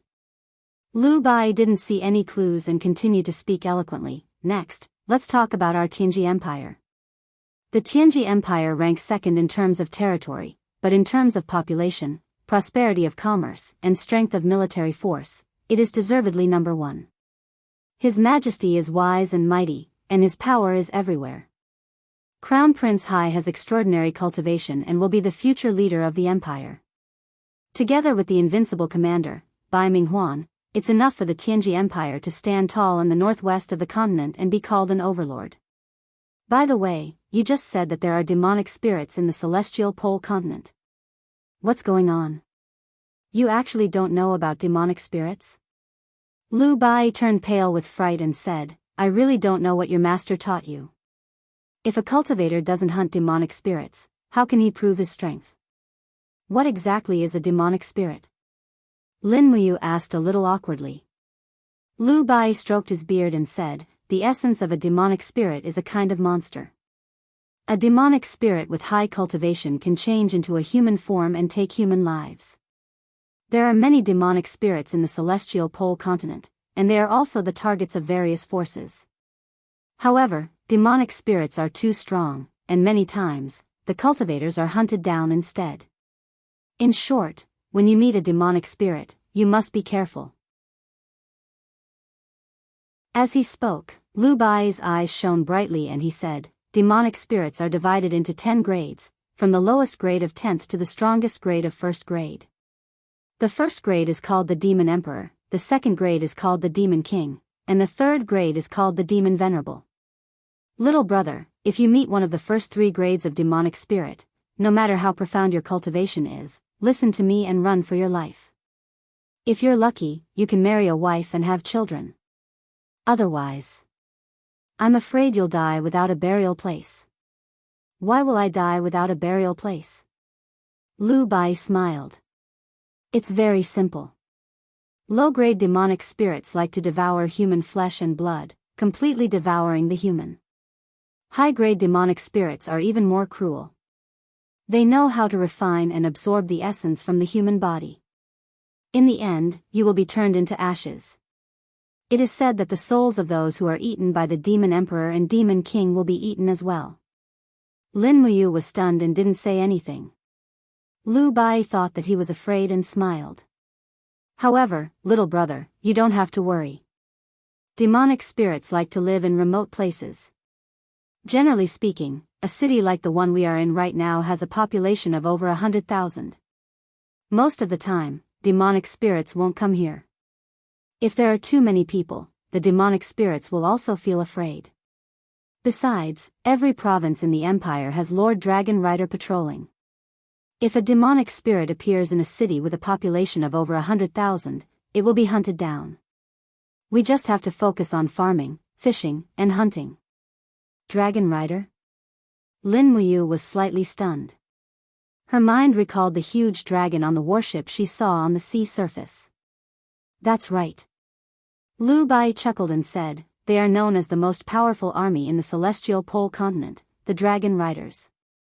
Every empire has trained a sufficient number of Dragon Riders to deal with the upcoming war. The Tianji Empire's Dragon Rider Legion is very prosperous. During peaceful times, their main mission is to hunt demonic spirits everywhere. Although I have never seen a Dragon Rider, the prestige of the Dragon Riders is known by everyone in the celestial pole continent. As he spoke, Lu Bai looked at Lin Muyu as if he was looking at a freak and said, you are really strange. You don't even know about the Dragon Rider Legion. I really don't know how you grew up. Lin Muyu smiled. She felt that she had more or less understood everything, so she took out a Jinshin coin from her pocket. She gently rubbed it between her palms, and the Jinshin coin immediately turned into a piece of gold. She tossed it to Lu Bai and said, here, thank you for telling me so much. I don't have anything to thank you for. This Jinshin. Oh, I mean, gold, take it as a token of appreciation. Gold? Lu Bai's eyes instantly lit up. He put it in his mouth and took a bite. He was ecstatic. It really is gold. Little brother, you are indeed not an ordinary person. Thank you so much. Just as Lin Muyu stood up and was about to leave, an invisible force suddenly descended from the sky. The entire tavern immediately fell silent. Everyone was already unable to move.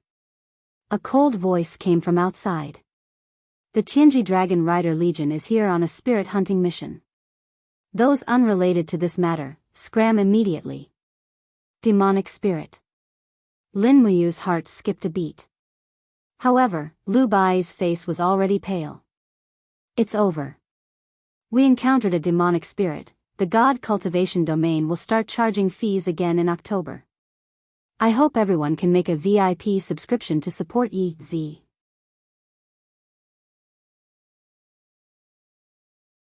Chapter 725.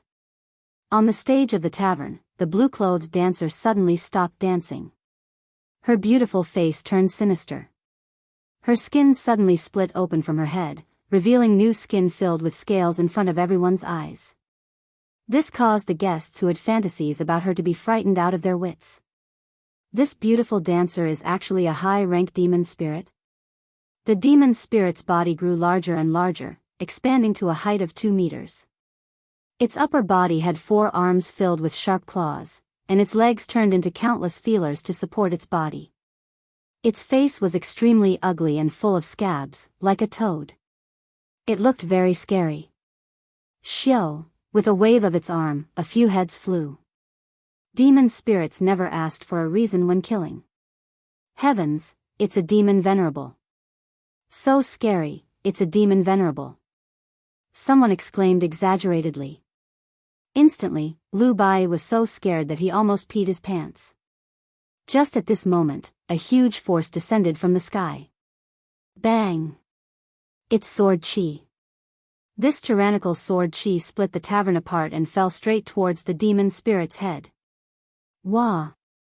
The demon spirit let out a shriek. A blood-red shield appeared above its head and actually blocked the sword chi. The over 10-meter-long sword chi nearly split the tavern into 2. The guests who couldn't dodge in time were directly hit by the sword chi. Under the powerful airflow, their bodies turned into a mist of blood. It was a tragic sight to behold. In the sky, a bright moon illuminated the earth. A huge creature spread its wings and flew tens of meters in the sky. On the back of the dragon sat a person wearing a python armor. The sharp sword in his hand was emitting a cold light under the moonlight. That sword strike just now was given by him. It's just that, the Dragon Knight didn't seem to care about the lives of the commoners in the process of hunting demon spirits. Lin Muyu involuntarily grabbed onto Lu Bai's collar and threw him behind her. She used her body to protect this scammer. At the same time, she restrained her power and used the Spirit Meridian technique to seal the overflowing Sovereign God's power. This way, others wouldn't be able to sense his power. After all, the purpose of Lin Muyu's trip was to understand the Heavenly Pole continent and not to attract the attention of the experts of the Heavenly Pole continent. In the sky, the sound of the huge dragon flapping its wings was very intense. Behind the Dragon Knight, a few huge black shadows appeared. It seemed that in order to deal with this demon venerable, they had sent out more than one Dragon Knight. It's the Heavenly Jade Dragon Riders. He's a Dragon Rider General. Someone yelled. Dragon Riders were the minor leaders of a Dragon Rider army. Every Dragon Rider could command 10 Dragon Riders at most, but there were only a little more than 200 Dragon Riders in the entire Tianji Empire, so the noble status of a Dragon Rider was obvious. Lu Bai's entire body trembled, but his eyes were fixed on the Dragon Rider General in the air. He said, This Lord Dragon Rider General is actually a sacred martial king. I've seen a sacred martial king. How did you know it was the Saint Martial King? Lin Muyu was also affected by the aftermath of the sword chi. He could feel that the Dragon Rider General's sword had 37 stacks of power, which meant that he had the cultivation of 37 heavenly grottos, the first level of the God King realm. Didn't you see? He's wearing 4 golden emblems on his chest. The 3 empires will bestow emblems to the experts in their territories. 5 gold stars is the Saint Martial God, 4 gold stars is the Saint Martial King, and 3 gold stars is the Saint Martial Venerable. He has 4, so he's naturally the Saint Martial King. Lin Muyu couldn't help but sigh inwardly. His luck was really good. It was his first time coming to the Celestial Pole continent, and he actually encountered such a good show. Watching a Saint Martial King duel with a demon venerable. Interesting. In the sky, the Saint Martial King, who was riding on the dragon's back, said coldly, Dragon Rider General Su Chuan has led the 11th squad of the Heavenly Jade Dragon Riders here to hunt demon spirits. Unrelated people, leave immediately. Otherwise, if you're accidentally injured, the Heavenly Jade Dragon Riders will have nothing to do with it. In the tavern, the diners were desperately trying to escape. However, the door of the tavern had already collapsed, so they could only jump out of the window. Lu Bai was also anxious. He looked behind him and saw a wall. The nearest window was only 3 steps away from the demon venerable. He believed that the demon venerable wouldn't let him leave. What should I do? What should I do? We have to leave too. Lin Muyu didn't say anything. He turned around and punched the wall. With a boom, a hole appeared in the wall. He grabbed onto Lu Bai's collar and flew out, bringing him to hide in the fodder warehouse at the back of the tavern. The pile of fodder was used to feed the horses of the diners. The horse feeder had long escaped, leaving behind an empty fodder warehouse. Hide well. Lin Muyu raised his hand and threw Lu Bai into the pile of fodder. He then leaped up and sat on a bare wall, leaning against the pile of fodder to watch the show. Little brother, aren't you afraid of death? Lu Bai poked his head out and asked. Just hide well. Don't worry about me. Look at you. Lu Bai muttered. In his eyes, what Lin Muyu was doing now was simply courting death. However, Lin Muyu's heart was as clear as a mirror. The strength of the demon venerable was equivalent to that of a 15,000-year-old spiritual beast. He could kill her within 5 moves. As for the Dragon Rider in the air, although he was one of the sacred martial kings of the Tianji Empire, to be honest, the strength of his godhead was too weak. It could only be classified as a mortal's godhead. Although Lin Muyu was only at the 21st layer of paradise, if it was a one-on-one fight, even if he couldn't win, he wouldn't be defeated. However, this dragon rider had brought 10 dragon riders with him. Therefore, Lin Muyu restrained his aura and just acted as a spectator. It was better not to intervene in this dispute if possible. Roar, the demon venerable roared into the sky. Waves of red air rippled out. It was actually a kind of domain, crushing down in all directions. The tavern diners who didn't have time to escape exploded one after another. The scene was too horrible to look at. Demon spirits were indeed not good things. Their speed of killing was even faster than that of the dragon rider. Lin Muyu watched silently, but she felt a little happy in her heart. In the celestial pole continent, the dragon rider was like the demon spirit. In their eyes, the lives of mortals were like grass and ants. However, it was different in the shattered cauldron world. A human life was a human life. At least according to the law of the Qin Empire, killing people required paying with one's life. Those who won the hearts of the people would win the world. It seemed that this was the strongest force that the shattered cauldron world could contend with. Roar, the sovereign demon's body grew larger, and it suddenly soared into the sky, clashing with the dragon knight. Sword light and blood light intertwined, and the sovereign demon's accumulated power shot out again and again. However, the dragon knight seemed to have become one with the dragon, and it was actually able to remain unmoving in the air. Every time the sovereign demon attacked, it would either be slashed or blocked.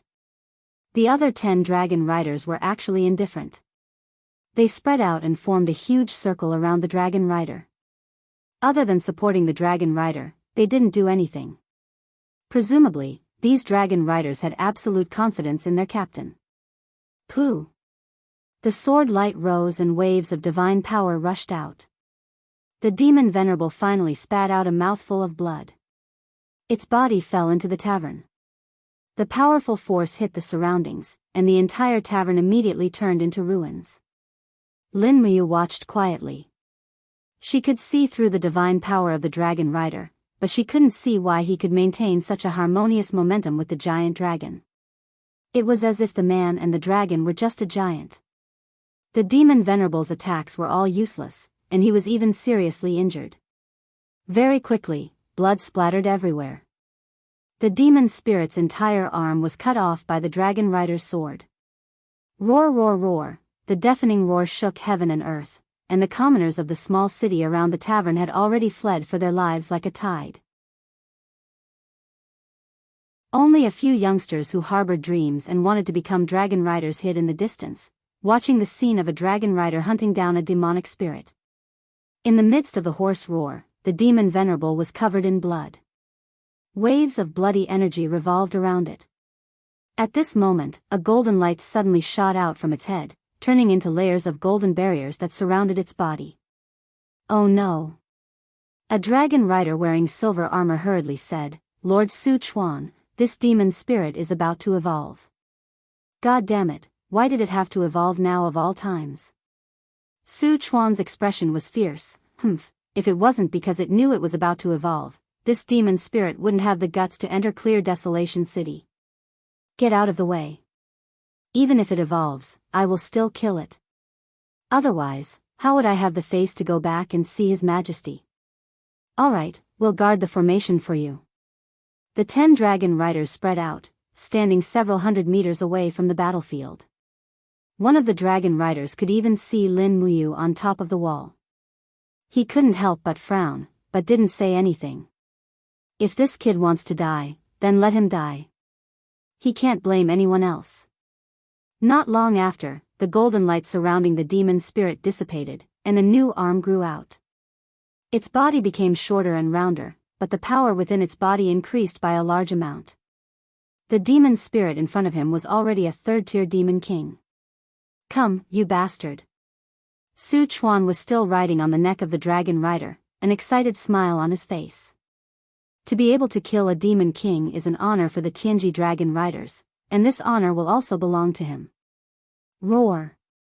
The demon spirit suddenly shot out, filling the sky with bloody light.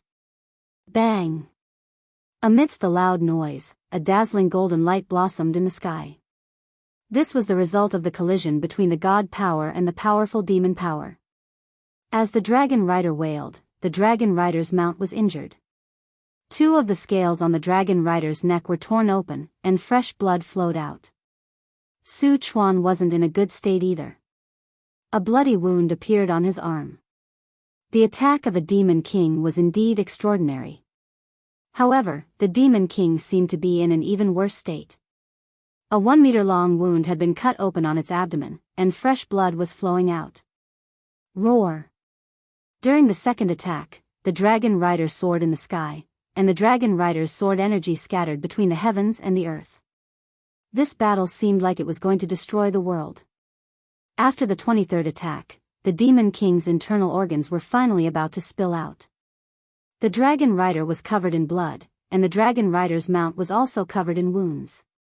"Lord Su Chuan, we will help you," a dragon rider shouted. "No." Su Chuan frowned and said, "This is a demon king. Don't come over.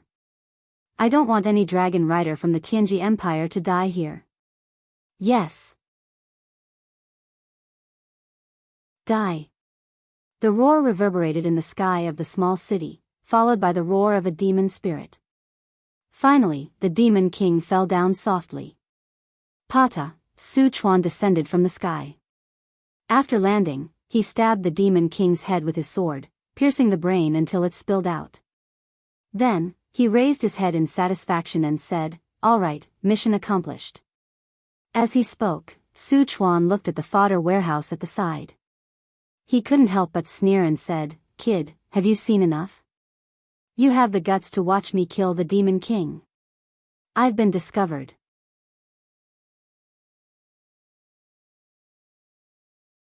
Chapter 726.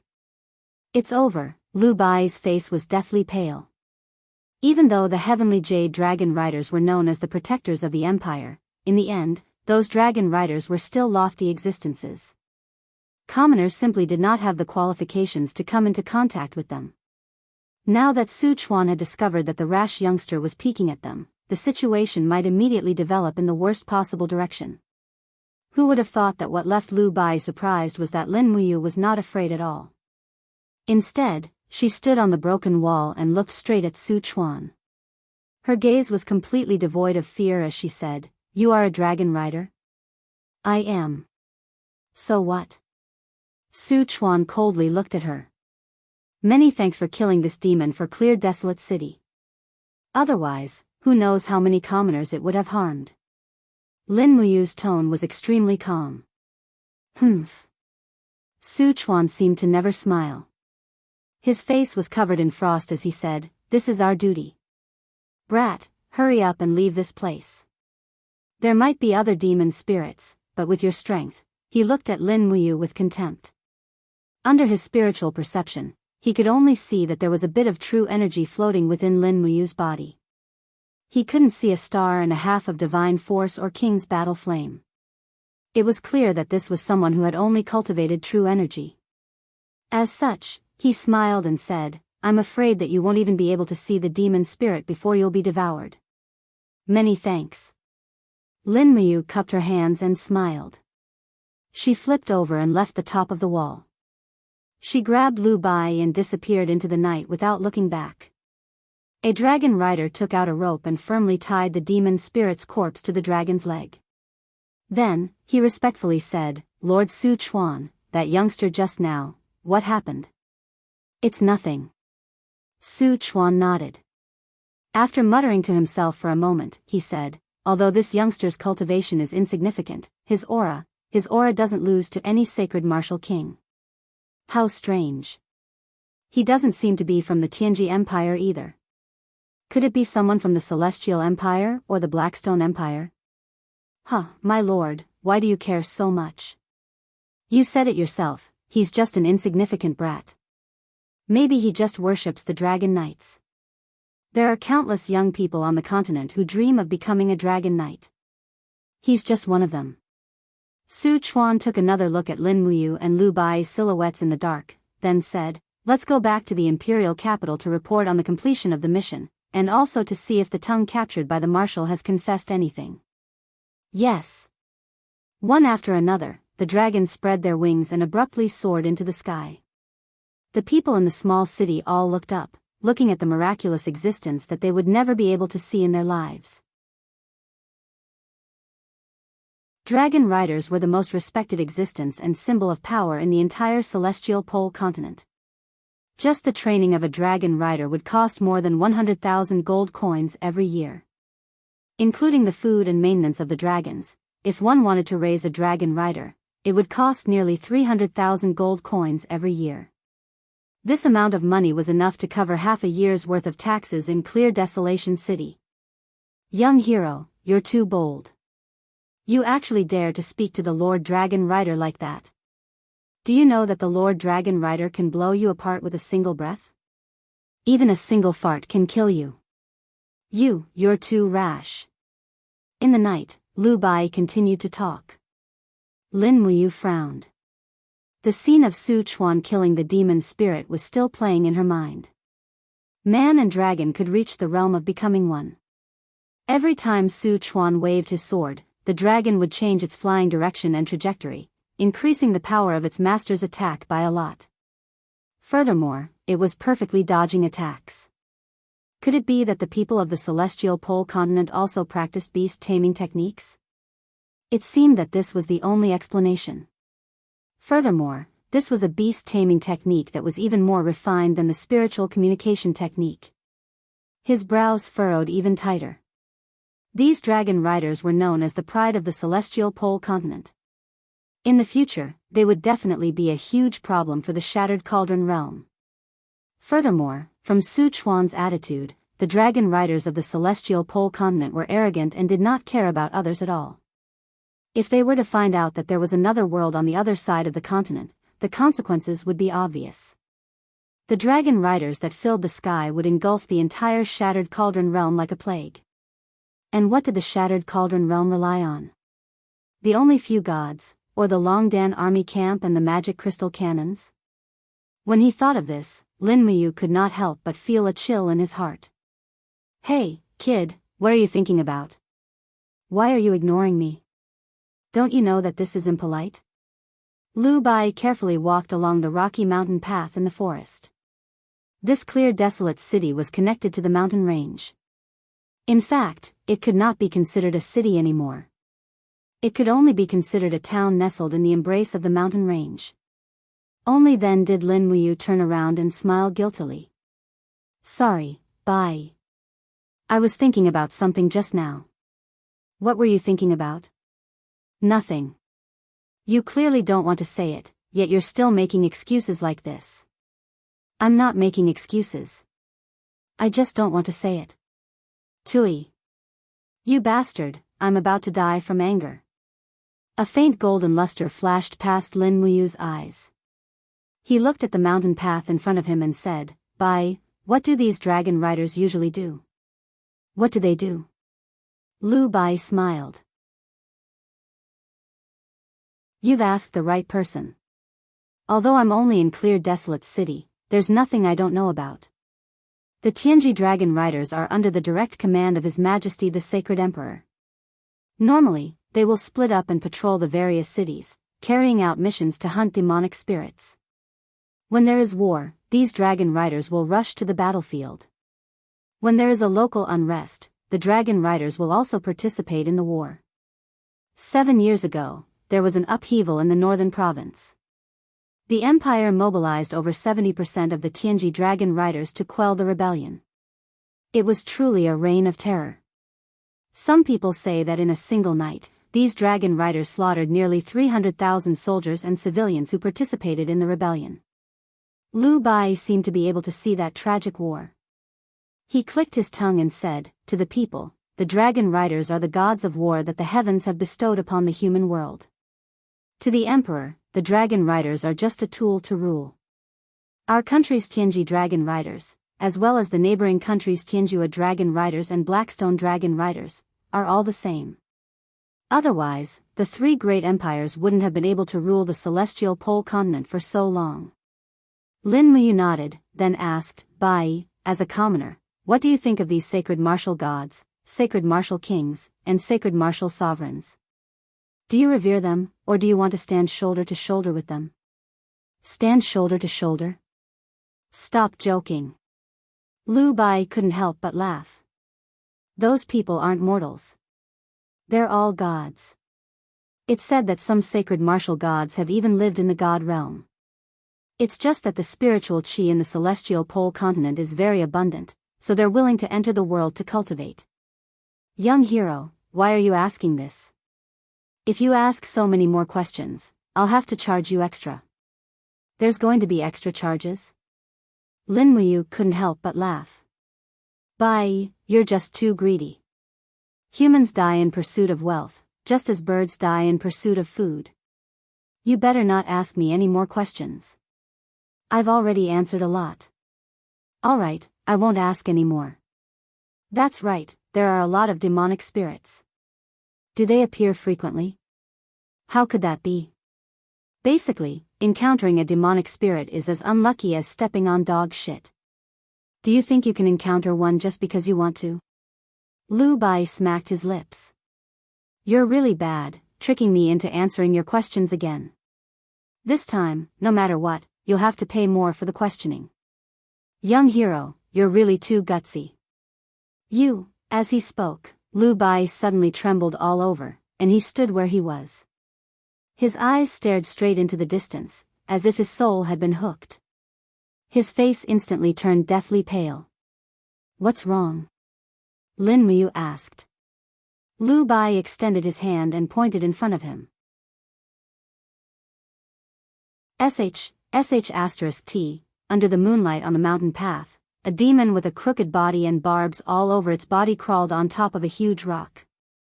A pair of blood-red eyes stared fixedly at Lin Muyu and Lu Bai. That was the gaze of someone staring at their prey.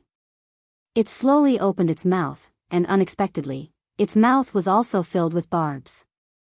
If they were to be bitten by it, a large piece of meat would probably be destroyed. Demonic spirit. Lu Bai said with a trembling voice. We really stepped on dog shit. Is that so? Lin Muyu acted as if nothing had happened. His spiritual pulse technique had already sensed the existence of this demonic spirit a few minutes ago. It's just that the strength of this demonic spirit was too weak, so he didn't think much of it. He asked, then, what class is this demonic spirit? Lu Bai stared at the neck of the demonic spirit and muttered to himself, blue, green, white, gray, red. A total of 5 colors. It's a class 5 demonic spirit.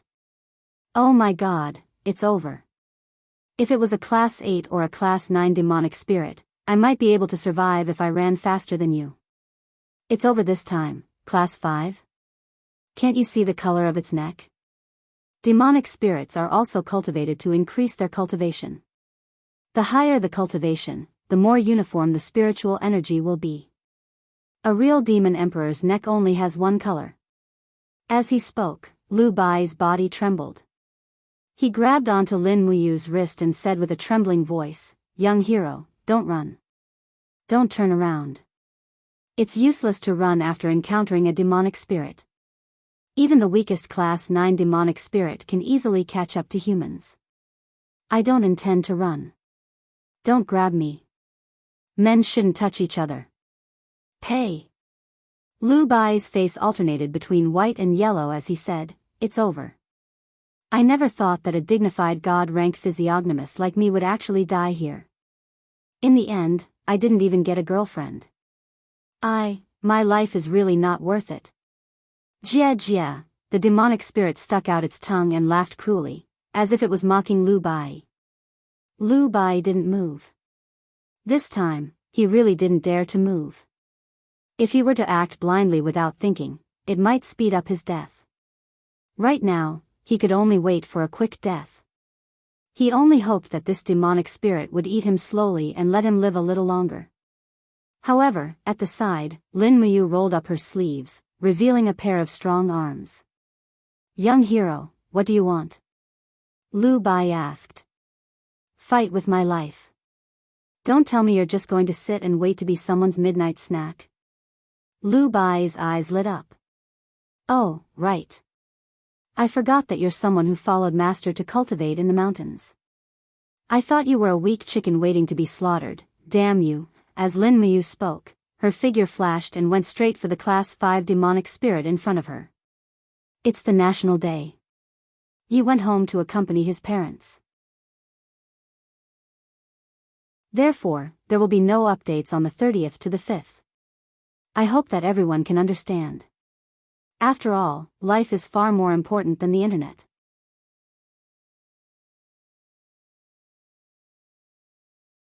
Chapter 727. Hiss, all the spikes on the demon spirit's body stood up, like an inflated porcupine. This demon spirit's cultivation was much higher than Lu Bai's. When Lin Muyu made her move, she had already sensed the sudden burst of power within this young man's body.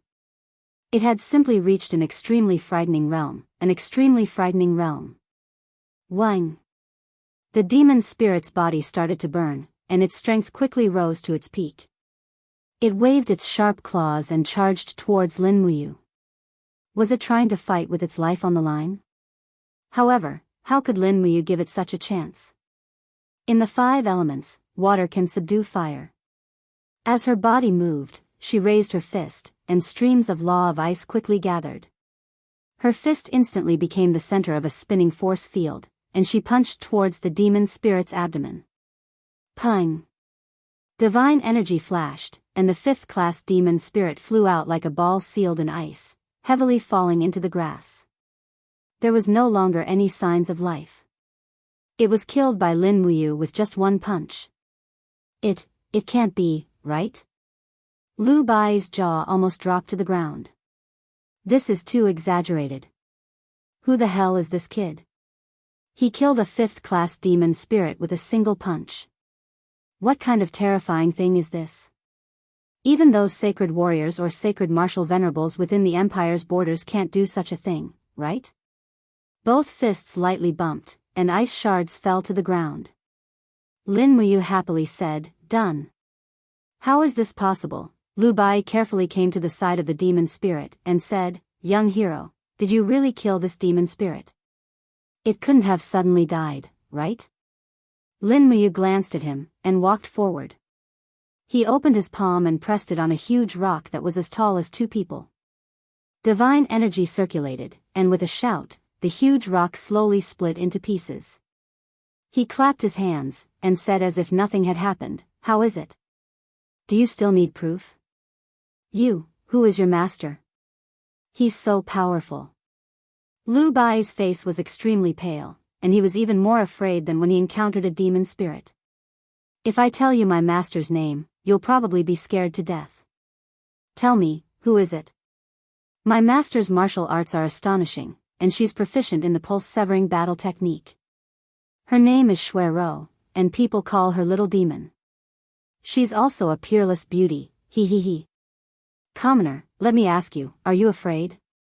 Lin Muyu remembered that there was a very powerful girl in the game she used to play, so she made up a story. Lu Bai was overwhelmed with shock. 10,000 thoughts flashed through his mind. This Shui Ro must be an old monster with an extremely high cultivation who was tens of thousands of years old. Just the thought of her wrinkled face was enough to scare someone to death. "Young hero, what's your name?" "Just call me young hero. Don't ask for my name." Lin Muyu took out a handful of Jinyin coins and crushed them into gold nuggets. "Lini, this is your allowance." "So much gold. Young swordsman, what are you doing?" Lu Bai's eyes lit up. Lin Muyu said, "For the next period of time, you'll travel around this celestial pole continent with me and be my guide. I won't treat you badly, and I'll protect you." How could there be such a good thing in the world? Lu Bai nodded happily. Okay. Speaking of which, I'm very familiar with this continent." "Oh right, where do you want to travel to?" "Let's go to the Tianji Empire's imperial capital, Tianji City first. Then, we'll go to the Celestial Empire and the Blackstone Empire. I want to travel around this celestial pole continent." Lin Muyu clenched her fists. Only by knowing yourself and your enemy could you win 100 battles. If she knew nothing about the celestial pole continent, the shattered cauldron realm was destined to suffer a great loss. After all, the disparity in strength was too great. The reason why she wanted Lu Bai to be her guide was very simple. There were too many immortal level experts in the celestial pole continent. Any sacred martial god might be able to kill her. Therefore, it was best to keep a low profile and act cautiously. Lin Muyu didn't plan to defeat such a strong opponent in the celestial pole continent purely by force. She could only rely on intelligence. Okay, I'll do as you say. Don't talk so much. Go buy 2 fast horses first and find an inn to rest at night. We'll set off tomorrow and travel all the way to Tianji City. Yes, young hero. Lu Bai bowed and weighed the gold nugget in his hand. It weighed at least half a kilogram. If he were to exchange so much gold at a gold shop, he would be able to exchange it for at least 20 small gold coins of the Tianji Empire. He would be making a fortune. At night, in an inn in Xinhuang City, Lin Muyu opened a small window and looked at the faint moonlight outside the window with her arms as a pillow. It had been a few days since she left the empire. She could be considered to have a slight understanding of the celestial pole continent. However, the more she knew about the celestial pole continent, the more worried she was about the Qin Empire and the shattered cauldron realm. The empire's current strength was definitely not a match for the celestial pole continent. In fact, it couldn't even defeat the Tianji Empire. He licked his somewhat dry lips and slowly released his spiritual perception. A strand of psyche power traversed through space and headed straight for the shattered cauldron realm. He had to warn the people of the shattered cauldron realm to act cautiously. In Tongtian Gorge, next to the central military tent of the Longdan army camp, in Tang Xiaoxi's tent, the candlelight swayed gently. Tang Xiaoxi, who was sitting by the bed and cultivating, suddenly felt a jolt in her heart. A familiar psyche power had awakened her. Closing her eyes, Tang Xiaoxi could immediately see Lin Muyu's appearance. She couldn't help but ask, "Mu, you've been in the celestial pole continent for so many days. How is it going?" "I'm fine. Don't worry, Xiaoxi." Lin Muyu chuckled. "You're still talking about it? I miss you so much." "I miss you too, but I have something more important to tell you now. It's about everything about the celestial pole continent." "And, tell me." Thus, Lin Muyu told Tang Xiaoxi everything she knew. Hearing that, Tang Xiaoxi's beautiful face turned pale. Originally, she only thought that the celestial pole continent in the east was stronger, but now she knew that this celestial pole continent was ridiculously strong. Tang Xiaoxi frowned slightly and said worriedly, "Then what should we do? What else can we do? Counter soldiers with arms and water with an earth weir." Lin Muyu said, "You have to use the fastest speed to send a letter to Big Brother Feng and Yen. Inform the entire Lingnan and Lanyan city and all the major provinces to transfer elite troops to the 4 provinces facing the sea to set up defenses. In addition, let the empire's shipyards build warships with all their might. If the 3 empires invade our borders, we have to stop them at the east of the coast. My psyche power to send a message consumes too much energy and the distance is too far, so I'll have to rely on you." "Don't worry." Tang Xiaoxi said obediently, "My psyche power is enough to send a message to Feng Jixing, and then let Feng Jixing send a message to Qin Yan. And, don't make it public first. All the military deployments and movements must be carried out in secret. We can't be in a mess before the war starts in the celestial pole continent, understand?" "I understand. Don't worry, Mu. Also, you're in the celestial pole continent. There are so many Saint Martial gods and Saint Martial kings, and every one of them can defeat you. You have to be careful. Once Wei Chao's battle with the demon race at the Tongtian Gorge ends, I'll immediately go to the celestial pole continent to find you. Don't worry, I'll gather information here. You have to guard the empire. Right now, you and Ouyang Yan have the highest cultivation in the empire, so you must guard there and wait for me to return. Then come back early. Don't worry, I'll naturally leave after I understand this place well enough." I also know that this place is very dangerous. Tang Xiaoxi couldn't help but laugh. You're still in the mood to joke. Alright, maintaining psyche power consumes too much divine power. Quickly retract your psyche power. I'll tell everything to Feng Jixing and Qin Yan in a while. When Lin Muyu's psyche power dispersed, the illusion in front of Tang Xiaoxi immediately dissipated and was replaced by Ouyang Yan's charming face. It's Lin Muyu's psyche power? What did she say? Some fatal things. Tang Xiaoxi took another look at Ouyang Yan and said, Ouyang, if we're on the losing side in the future war, will you still serve the Qin Empire? Ouyang Yan was stunned, then she puffed out her chest and said with a smile, what kind of person does Princess She think I, Ouyang Yan, am? Since I've decided to serve the Qin Empire, I'll naturally protect it with my life. Moreover, I owe His Highness a life. He gave me a new lease of life. This kindness is worth me, Ouyang Yan, to repay with my life. There's no need for you to repay kindness. Tang Xiaoxi smiled faintly and said, however, this continent is indeed plagued with disasters. I originally thought that after the fiend race and Iha country were destroyed, it would usher in a period of peace and prosperity, but I didn't expect. Oh right, Ouyang, has Chu returned yet? He came back once and went out again. Chu said that he sensed the invasion of power from the east, so he decided to head to the celestial pole continent to take a look. Perhaps, he can even meet His Highness you. How can there be such a coincidence? Tang Xiaoxi pouted and said, I'm going to exert my power. Help me guard. Yes, eldest miss.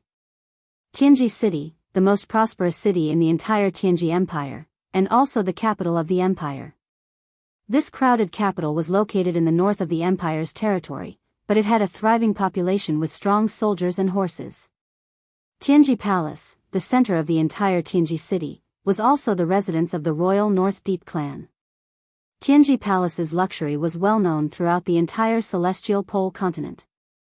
It was said that the tiles used in Tianji Palace were glazed tiles, and the anti-slip particles on the floor tiles were actually white diamonds. Moreover, the beams of the entire main hall were built with the bones of an ancient divine dragon. It was very strong and had the dragon power to protect the main hall from the impact of power. In the main hall, there were many officials.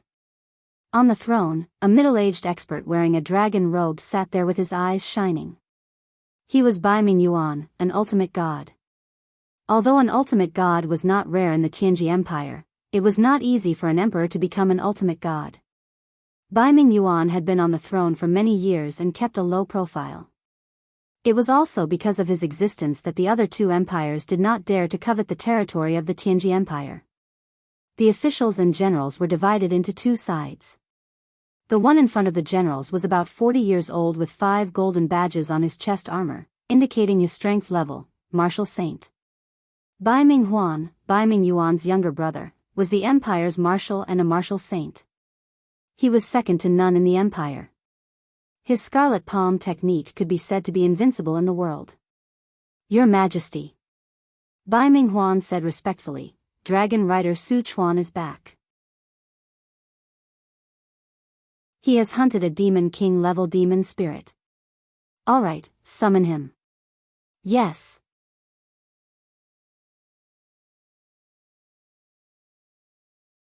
Chapter 728.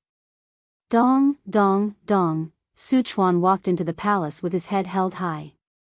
In terms of status and experience, he was one of the few in the Tianji Empire.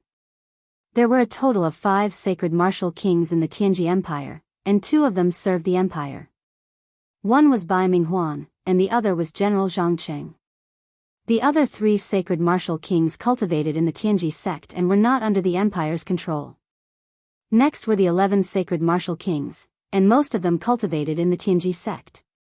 There were only 4 sacred martial kings in the empire, and Su Chuan was one of them. Thank you for your hard work, Dragon Rider Su Chuan. Baiming Yuan held on to the golden lion head on the throne. His face had a gratified expression as he smiled and said, Did you bring the corpse of that demon king level demon spirit? Yes. Su Chuan turned his head, grabbed the demon spirit's corpse from the hands of his subordinates and threw it on the red carpet. He smiled and said, "In order to kill this demon king, my dragon mount suffered quite a bit of injury." It really suffered. Beiming Abyss laughed heartily. "You've worked hard. Men, come and heavily reward Sir Dragon Rider Su Chuan. Bestow him with 500 caddies of gold and 500 caddies of silver. In addition, bestow him with the title of a second-class lord and 500 hectares of land." "Thank you, Your Majesty." Su Chuan bowed. Although the Tianji Dragon Riders were directly under Beiming Abyss's command, they were not part of the Empire's military. Instead, they were a group of independent people. That was why Su Chuan's rank was only that of a dragon rider, and he did not hold any position within the Empire. As for titles like Lord and so on, those were just empty titles. What Su Chuan cared about was the gold, silver, and jewels that Beiming Abyss gave him. Even though he was a Saint Martial King, he still needed to live a luxurious life after entering the secular world to cultivate. Su Chuan owned a luxurious mansion that was worth 10 million gold coins in Tianji City. There were 500 guards and over 30 beauties in the mansion. If he didn't have these gold and silver rewards, it would probably be difficult for him to continue living such an immortal-like life. Su Chuan knelt on one knee and said, "Your Majesty, did the tongue we caught a few days ago confess anything?" "Yes." Beiming Huan said. "Beiming Huan, tell me." "Yes." Beiming Huan nodded respectfully. "Dragon Rider Su Chuan, soon, the Empire will face a new war, and our opponent will be a continent on the other side of the ocean." That tongue seemed to have confessed everything. A month ago, the great battle in the divine realm officially ended. Lord Shiyen Blazing Angel accidentally damaged the Wall of Order during the intense battle with the gods of the eastern celestial heavens, causing the spiritual mountains of the two planes to collide and merge with each other. This caused the wall between our plane's plane and the Shattered Cauldron Realm's plane to officially disappear. Now that the two continents have completely merged, a new war is about to arrive. Su Chuan was dazed. Shattered Cauldron Realm, what kind of continent is that? Beiming Huan smiled and said, "Don't worry, the Broken Cauldron world is still in the embryonic stage, and its power is far inferior to ours. The most powerful god in the Broken Cauldron world is only a god king who is in the 30th heavenly abode, and their weapons, and horses are all far inferior to ours. But the Broken Cauldron world is fertile, and the population is thriving. The spirit beasts in the forest are also quite famous, and their spirit cores can be used for our cultivation. So, as long as we take the Broken Cauldron world as our own, the Tianji Empire will definitely be able to develop in 100 years, and then destroy the Heaven Ju Empire and the Dark Stone Empire, and unify the whole world. When do we leave?" Su Chuan was a bit excited. "We have to act before the Celestial Empire and the Blackstone Empire find out. We can't let others get this fat meat first." "Hey, don't be in such a hurry." Beiming Huan waved his hand and smiled. "Recently, I have been deploying troops at the border. We have to stabilize the border first before we can send some troops to conquer Shattered Cauldron Realm. In addition, I have also sent envoys to the two empires to ask for an alliance. Only with an alliance can we focus on attacking Shattered Cauldron Realm." "Yes, I will listen to Marshall's orders." That's good, ha ha ha. Shattered Cauldron Realm will be ours sooner or later, no need to rush." "Yes."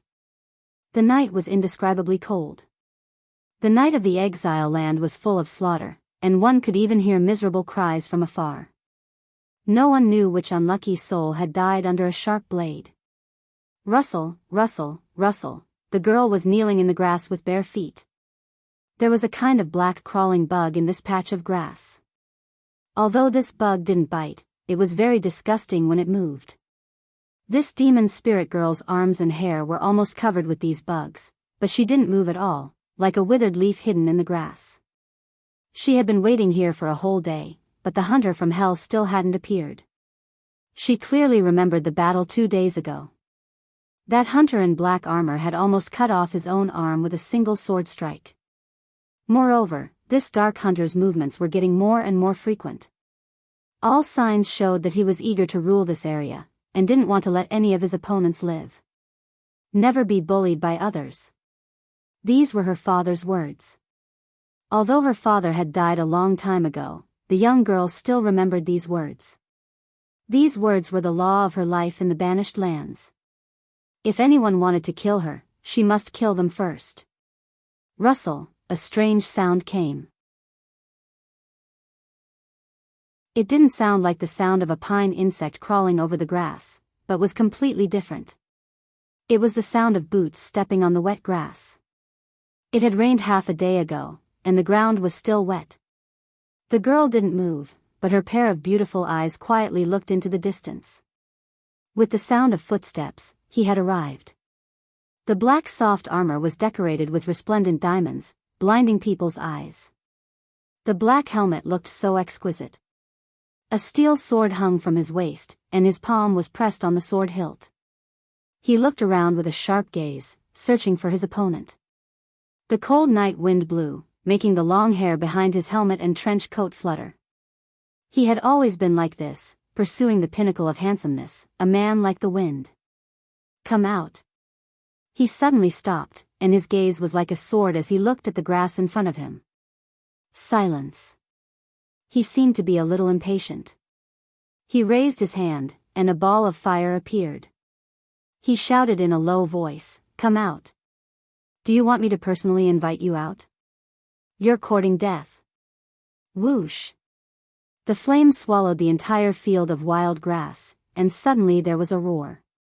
It was a ferocious tiger from the exile land, the horned tiger.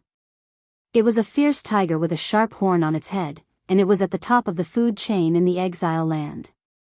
There weren't many people who dared to provoke the horned tiger, and this man in front of him was one of them. "Bastard, how dare you ambush me? You're courting death." He attacked. His fist was wrapped in flames, and he smashed it heavily on the horned tiger's abdomen from a strange angle. However, a tyrannical rebounding force attacked him. The horned tiger's skin was covered with stellar energy, and just as he was about to fall, the horned tiger flipped its sharp claws and swept them horizontally. A few bloody wounds immediately appeared on his shoulder. Damn it. He took the opportunity to pull out his sword. The blade was wrapped in a ball of fire, a ball of golden light. This was a cultivator of the law of fire and light. The temperature and light of the spewing flames converged. He launched a fierce attack, and his whole body melted into the sword light. Blood splattered in the wind. When he pulled out his sword, the horned tiger could no longer resist. The messy sword wounds and holes on its body proved that the horned tiger was defeated. Roar, amidst the miserable howl, the steel sword pierced straight into the horned tiger's mouth, and came out through its brain, carrying with it a strong smell of blood. Humph, he raised his palm and licked clean the tiger blood that had splattered on his palm. Filthy trash. But at this moment, a shadow passed by him, as silent as the wind. Rip, the sound was very light. It was a sharp knife, shining with a frightening cold light. After the knife light, a thin wound spread out from his neck. With a pu sound, it completely bloomed, like a beautiful flower. Blood spurted out from his neck. He stood there dumbfounded, the sword in his hand still stabbed into the horned tiger's head. He raised his head, looking at the stars in the sky. His hair and cloak fluttered in the wind. A man like the wind. Bang! After heavily falling to the ground, he died in humiliation. The sword in his hand was pulled out from the horned tiger's mouth. It was covered in blood, but under the moonlight, it shone with a demonic luster, as if it was responding to the light in the sky.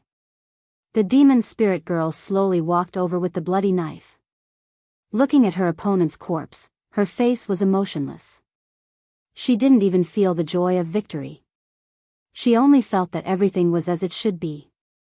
Bending down, she picked up her opponent's sword.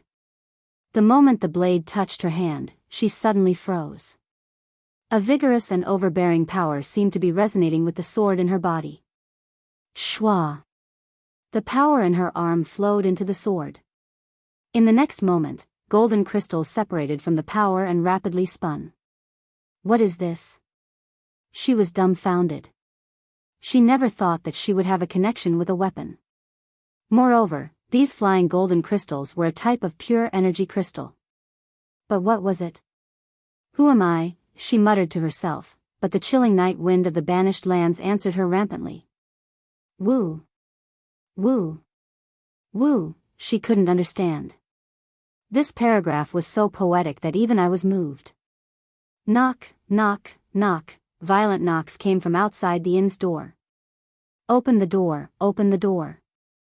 If you don't open the door, we will break it down. Lin Muyu woke up from his sleep. The divine power that he had used to transmit the message through his telekinesis last night was fully replenished. He floated up and opened the door to his room, only to see 7 to 8 armored soldiers staring at him. One of the soldiers was holding Lu Bai in his hands. The poor Lu Bai was already tied up. What is it? Lin Muyu was so calm that it was exaggerated. What? An officer wearing a 10-man military rank smiled and said, Are you a noble? No. Do you have any friends who are nobles? No. Then do you have money? I am poor. Then congratulations, you have been conscripted by the Imperial Army in the West Mountain Province as a first-class private. Don't say anything. You will naturally understand your status when you reach the military camp. Lin Muyu narrowed her eyes. Damn, they are grabbing a strong man.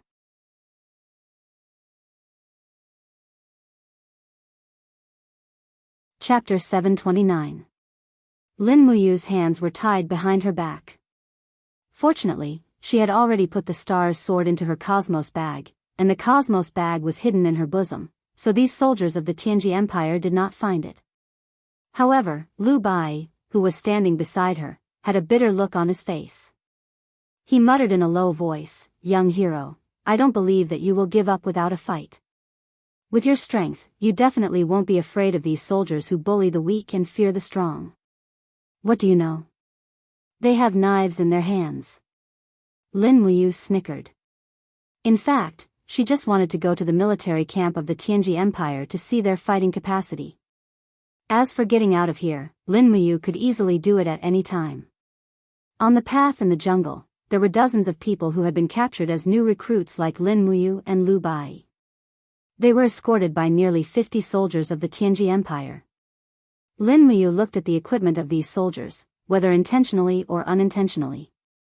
Only 10-man sergeants were qualified to wear armor, and their armor was relatively inferior. The armor was rusty, and most of them could not withstand the full thrust of the long spear. Ordinary soldiers did not wear armor at all. They only wore dirty cotton military uniforms, which made them look like a group of ruffians. In fact, these people were indeed the lowest soldiers in the army. Otherwise, they would not have been sent to do this kind of work. Walking all the way until noon, the group arrived at a place about 20 li north of Qinghuang City. From afar, a military camp built on the side of a mountain could be seen.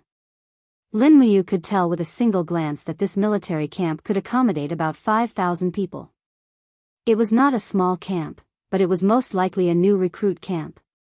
From afar, they could hear the sounds of new recruits training. Their voices were mixed, and they were definitely not veterans who had gone through hundreds of battles. Lu Bai complained incessantly. In a low voice, he said, I've had many plans in my life. I've wanted to be an erudite and knowledgeable prophet. I've wanted to be an omniscient fortune teller. I've also wanted to be a noble and have many wives and concubines, but I've never wanted to be a soldier. If a good man wants to be a soldier, what are you afraid of? I'm here.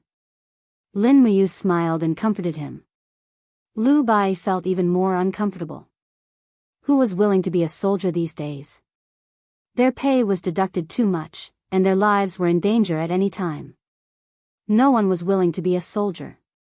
Otherwise, the situation wouldn't have developed to such an exaggerated extent as catching able-bodied men. Stop looking around and go in. An old soldier shouted loudly. He raised his whip and landed it heavily on a young man. The young man looked to be about 15 years old. He grimaced in pain, but he didn't dare to say a word. The dozens of able-bodied men were all brought to a corner of the military camp. After they stood still, the curtain of a tent in the distance was lifted, and a man with 2 silver triangular military insignia on his chest walked out. His face was full of beard, and his voice was like muffled thunder exploding. "All of you shut up, if you don't want to die." Everyone was horrified and didn't dare to speak. The bearded general sneered. He looked at the group of new soldiers in front of him as if he was looking at a group of bugs, and said, "You're all a bunch of trash. Do you know how much military rations are needed to feed you into real soldiers? If you want to become soldiers like me who protect His Majesty the Sacred Emperor and the Tianji Empire, you must not fear death or pain. You must become stronger as soon as possible." In the crowd, a thin man immediately knelt down and begged for mercy. "Sir, I'm just a peddler in Qinghuang City. I didn't think of becoming a soldier. I have parents and children to take care of. Please let me go, sir." "You trash." The bearded general suddenly raised his hand, and a fist shadow exploded in the air. With a bang, the peddler vomited blood and fainted. Everyone was immediately scared out of their wits, and they were all dumbfounded. Lin Muyu secretly took a breath. This officer didn't wear a general's insignia, and was only a small officer. However, the power of his punch just now was as strong as the 3rd layer of the heaven realm. The celestial pole continent was indeed full of hidden dragons and crouching tigers. The overall level of cultivation was more than a level higher than that of the empire. "You have no way out." The bearded general narrowed his eyes at the crowd, and said, "You're walking on a single-plank bridge. In front of you are the glorious soldiers of the empire, and behind you is the road to death. Make your own choice. Do you choose to become a tough and strong soldier who has been tempered by wind and rain, or do you choose to be a coward, a piece of trash who will die in humiliation in a cesspool?" Everyone was silent. The general continued, "I know that many of you are unconvinced, but let me tell you this. If it wasn't for the fact that the Empire's army needs people, they wouldn't have captured you at all, because you're not qualified." His eyes were filled with a sneer. "I forgot to introduce myself. I'm Chen Dongyang, and I belong to the West Mountain Province's army on duty. My military rank is 2nd rank, and I lead 1,000 people. From now on, you're a member of my 1,000-man army. However, I'll say the ugly words first. If you can't become a soldier, you'll become a dead man. So, please do your best. In the afternoon, I'll give you weapons and uniforms. I hope you don't disappoint me." Everyone was aghast. Who dared to say another word? Lin Muyu and Lu Bai were arranged to stay in the same tent. It was a very crude tent that was riddled with holes. The ground was covered with weeds, and that was the recruit's bed. The 10-man squad leader behind him scolded in a low voice, "Stop looking, pick your own bed, and then follow me to get the supplies." Lu Bai looked at Lin Muyu, and Lin Muyu signaled him not to do anything. Sooner or later, she would bring him away from this place. As expected, the weapons were very crude. Lin Muyu received a long halberd. The tip of the long halberd was almost rusted through, and the blade and the handle were only wrapped with a few pieces of torn cotton cloth. It was hard to imagine what this kind of weapon would be used for on the battlefield. However, the military uniform was new, but it was a little too small, and it looked a little ridiculous on her. After receiving the weapons, the recruit training began in the afternoon. The first training was to cooperate with the team to attack. This surprised Lin Muyu a little.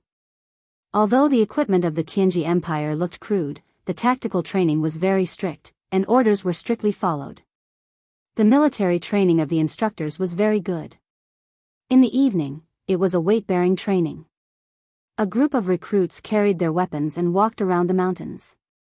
Behind them were instructors riding on horses and waving leather whips. Those who fell behind could not avoid physical pain.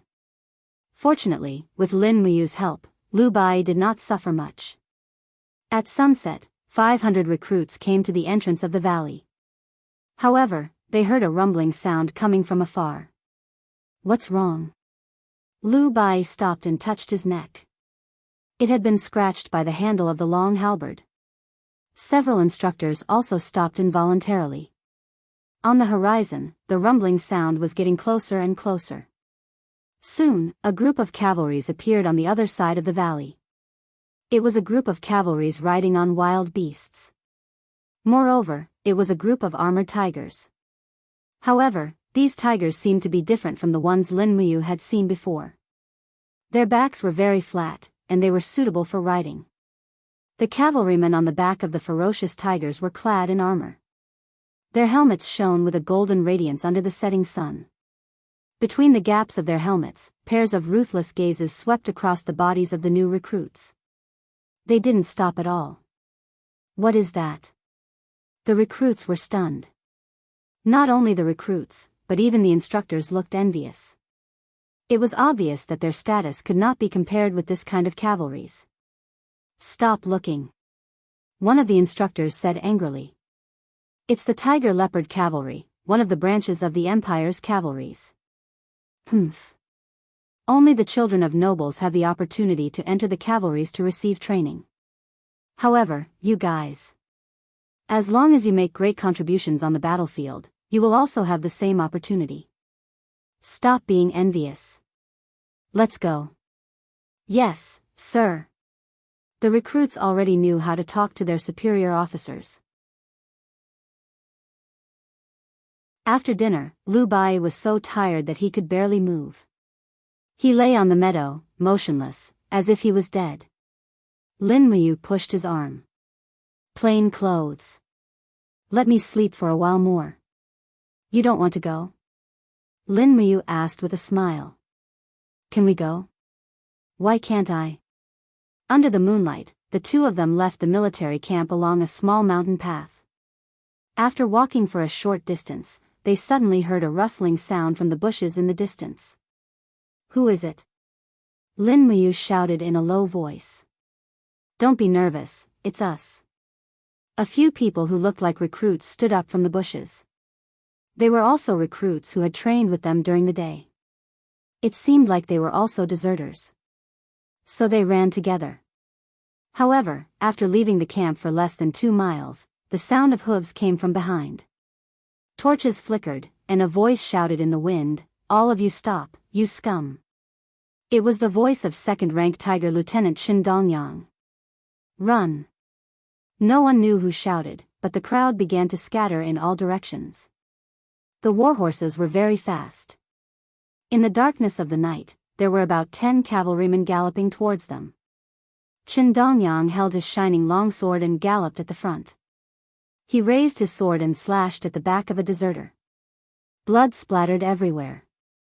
The poor recruit was almost cut in half. It's over, this demon. Lu Bai was shocked. You go, I will block him. Run as fast as you can, and I will catch up to you. Lin Muyu said in a low voice. Okay. Lu Bai didn't even look back as he ran. Lin Muyu turned around and flew over. A deserter like you dares to turn back and seek death? Qin Dongyang roared. He raised his bloody longsword and slashed at Lin Muyu. The longsword was enshrouded with fighting energy, and it turned into a bolt of lightning. It was extremely fast. However, Lin Muyu was even faster. She flashed past at a speed that the naked eye could not follow, dodging the attack of the longsword. Her fist was imbued with half of her divine power as she punched Qin Dongyang's abdomen. Bang! Golden light burst out, and Qin Dongyang spat out a mouthful of blood. He fell off his horse and rolled on the ground like a cannonball. He looked very embarrassed. This bastard, he wants to kill General Qin. A group of cavalries galloped over and threw their spears. Lin Muyu couldn't help but smile. With a light shake of her arms, a huge invisible wall immediately formed in front of her. Dang, dang, dang. The spears were all knocked away. She raised her fist and swept out with half of the power of chaos of the lives. Instantly, a strong gust of wind blew and a golden shockwave rippled out, causing a group of riders and their horses to tumble and tumble away. Heavens, this brat is a holy martial venerable. Qin Dongyang wiped the blood from the corner of his mouth. Stop the attack and retreat. Come and help me, my ribs are all broken.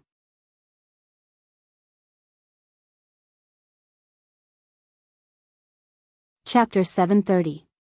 In the spring of the Shishan province, the birds were singing and the flowers were fragrant. A bonfire was burning, and a rabbit was being roasted above it.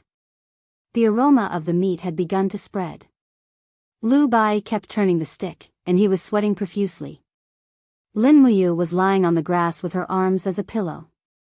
She murmured to herself, Tianji Dragon Cavalry, Beast Cavalry, Tiger Leopard Cavalry, young hero, what are you doing? Get up and eat. Lin Muyu took a rabbit leg and took a few bites. But she was preoccupied and didn't have the appetite. She asked, Bai, how many beast cavalrymen are there in the Tianji Empire? It's said that there are more than 30,000 beast cavalrymen. I've only heard of them before, but I've finally seen them. TSK. Awesome. Awesome. I was scared to death. Lu Bai was speechless. Even Lin Muyu was shocked by the power of the beast cavalryman, let alone an ordinary person like Lu Bai. More than 30,000? Lin Muyu murmured. She had a new understanding of the military strength of the Tianji Empire. If they really fought, the Qin Empire would be defeated. Hee, in the sky, an eagle was circling. Lin Muyu frowned, what's that? This eagle was a bit strange. Its head didn't look like a bird's, but like a wolf's head. It's just a hunting eagle. What's so strange about it? Lu Bai lowered his head and gnawed on the rabbit. He didn't even want to look up. But soon, another sound echoed in the air. Hong. Hong. Dragon roar. On the other side of the hill, two behemoths flapped their giant wings and appeared in the sky. They were two dragon cavalrymen. Suddenly, Lu Bai was so scared that he dropped the rabbit in his hand. He took a few steps back and said, Oh my God, dragon cavalrymen found us. The two of them were still wearing the military uniforms of the Tianji Empire's recruits, which could be seen at a glance. Bai, go back, as far as possible. Don't come over. Lin Muyu said lightly. Well, be careful. Lu Bai ran away. Roar, one of the two dragons was blue and the other red, but their heads were equally ferocious. They stared at Lin Muyu with the eyes of wild beasts. In fact, the dragon race was originally a wild beast, just a beast in the food chain. On the dragon's back, half of the dragon rider's face was covered by a blue helmet, but his gaze was like a sharp sword that made one's heart go cold. In his hands was a spear that had frost swirling around it. It's you two who escaped from West Mountain Province's main camp, right? You two deserters escaped from the Shishan Province camp, right? Lin Muyu didn't deny it. Instead, she asked, how did you find us? That's the only thing I'm curious about. The dragon cavalryman laughed. His teeth were very white. He pointed the dragon spear at the eagle circling in the sky and said, Do you see that? That's a wolf falcon, a wolf that can fly. Its sense of smell is more than 10 times that of a wolf's. Even if you two fly into the sky or dive into the ground, we can still find you. So now, what do you want? Lin Muyu pulled out the stellar sword from her Qingquan bag. The sword flashed, and the dragon cavalryman was slightly stunned. He could feel the sword's sharpness. However, the shock only lasted for a moment. The dragon cavalryman's confidence wouldn't waver. He squinted his eyes and said, Nothing much. As a member of the Tianji Dragon Cavalry, I did what I had to do. I just sent you two to the Empire's military law office to receive the punishment that deserters deserve.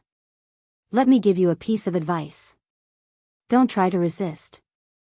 Any accidental deaths during the Tianji Dragon Cavalry's mission can be pardoned. Accidental deaths?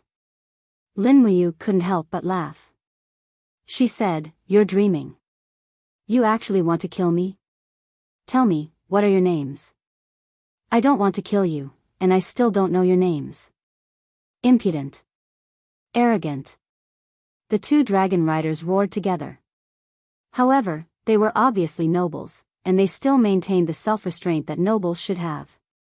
They lowered their dragon spears and said, "Junior Dragon Cavalryman, Li Ku. Second-ranked Dragon Cavalryman, Hu Yin. Alright, let's do it." Lin Muyu stood majestically on the grass and looked at the sky indifferently. Li Ku was at the Divine Heaven Realm, and Hu Yin was at the Divine Sovereign Realm. What worried Lin Muyu was how much their battle power would increase after becoming one with the dragon. However, what made Lin Muyu excited was that she actually had the chance to fight a dragon cavalryman here. This was too rare of an opportunity, and it was also a great chance to understand a dragon cavalryman. Arrogant to the extreme. Li Ku roared angrily and urged the dragon to pounce. He raised his long sword, and a fiery light shot into the sky. His attack was indeed extraordinary. Moreover, before the sword energy even landed, a formless aura shrouded everyone, making them feel suffocated. Moreover, the power of this sword actually contained very pure dragon power. Buzz! The golden wall of the gourd appeared in front of Lin Muyu, and with a bang, light surged. The dragon scale wall blocked Li Ku's attack. After all, there was a large disparity in strength between the two. Li Ku and his dragon were blown back by the surging cyclone, and he couldn't help but show a look of surprise on his face. A powerful feeling of shock came from the dragon's sword. The opponent's seemingly very simple defensive wall was actually ridiculously strong. How is this possible? Li Ku frowned. Clear Desolation City was just an unremarkable small city in the West Mountain province. How could there be a strong person who could fight against a dragon cavalryman? This brat didn't look like someone that powerful. He looked more like a pretty boy kept by a rich woman in the city. This was simply too unbelievable. Let me. Hu Yin roared and attacked from the other side of Lin Muyu. His dragon spear stabbed down, and layers of frost lingered around it. Layers of frost waves instantly formed a tornado that wrapped around Lin Muyu. At the same time, the blue dragon opened its mouth and spat out an ice dragon breath. Rustle, rustle, the surrounding grass was instantly covered in frost, but the frost dragon breath burst forth in the next moment. A perfect gourd wall defense appeared around Lin Muyu's body. The dragon blood battle shield blocked all of Hu Yin's attacks. The battle shield pulsated with the waves of divinity, a total of 15 layers. Immediately, Lin Muyu couldn't help but secretly laugh. She already knew what was going to happen. Pa! When the two dragon cavalrymen looked again, Lin Muyu had already disappeared. The cyclone flowed back, and the tender grass swayed. Where is she? Hu Yin was shocked and quickly focused his senses. His heart turned cold. Above. In the dazzling sunlight, a figure with rapidly spinning flames flew down. It was Lin Muyu's Chaos of the Lives attack with the astral sword, full power. Hu Yin didn't have time to dodge and could only block with his dragon spear. Bang! A huge golden light exploded, and layers of waves covered the sky and covered the earth. The impact caused Hu Yin's perlicute to immediately bleed. The impact of the 21 waves was so strong that Hu Yin almost couldn't even hold his dragon spear. His body leaned back, and just as he was about to lose his defense from Lin Muyu's attack, the blue dragon suddenly roared. Light blue air currents appeared around its body and stabilized its master's body. What is this? Lin Muyu frowned and didn't say anything. In a flash, she attacked with her sword 4 times in a row. From the second element to the fifth element, the layers of power stacked together. How could Hu Yin block it? With a cry, he spat out a mouthful of blood and fell to the ground with the giant dragon. Bang! The giant dragon howled and fell to the ground, sending soil and grass flying into the sky. Not far away, Lu Bai, who was hiding behind a huge rock and watching from afar, was so shocked that his soul almost left his body. Who was this kid? He actually defeated a dragon knight with just a few simple attacks. Moreover, it was a Saint Martial Venerable level dragon knight. That was a god. Lord Hu Yin, are you okay? Li Ku's face was full of shock. Hu Yin's voice came from the mess. I'm fine. I'm fine. Li Ku, you have to be careful. This person is very strong, very strong. He used the word very strong to describe Lin Muyu's strength, but it was clearly not enough. Li Ku held the dragon's sword and gritted his teeth. Who are you? A person who travels the world. Lin Muyu casually replied. But you just had to find trouble with me. How about it, Lord Li Ku, do you still want to fight it out with me? You, Li Ku's voice was slightly trembling. Hu Yin was his superior. Li Ku naturally knew how strong this dragon knight was. He had sparred with Hu Yin before, and Hu Yin could subdue him within 20 moves. But just now, Hu Yin was injured in just 5 moves. How could Li Ku be a match for him? Seeing that Li Ku didn't say anything, Lin Muyu couldn't help but smile. She pointed the star's sword at her opponent and said, "Then there's no need to fight. Remember, don't follow us anymore. Otherwise, I'll kill everyone I see." Li Ku was silent. As a revered dragon knight, he actually lost so miserably. Luckily, there wasn't anyone else here. Otherwise, he wouldn't know where he could hide his face. Lin Muyu flew with the wind and landed on the ground. "Let's go, Bai." Lu Bai was dumbfounded. You were flying just now? Why, is it very strange?" "No, it's not strange." Although he said that, Lu Bai's eyes were clearly filled with, "You're awesome." Lord Hu Yin. Li Ku flipped over and jumped down from the dragon's back. He went to help the heavily injured Hu Yin. Hu Yin's arms were covered in blood. His blood vessels were bleeding from the shock. One could imagine how powerful Lin Muyu's 5 consecutive sword attacks were. Cough, cough, Hu Yin coughed and blood gushed out of his mouth. He lay on the dragon's wings in a sorry state. 21st layer, what 21st layer? This kid is a Saint Martial Venerable at the 21st layer of the Grotto Heaven. Oh my god, Li Ku was shocked. Aren't all the Saint Martial Venerables in the Empire on the list? I've never seen such a person before. He might be an unworldly expert who cultivates in the mountains. Quickly report this to Lord Dragon Knight. Okay.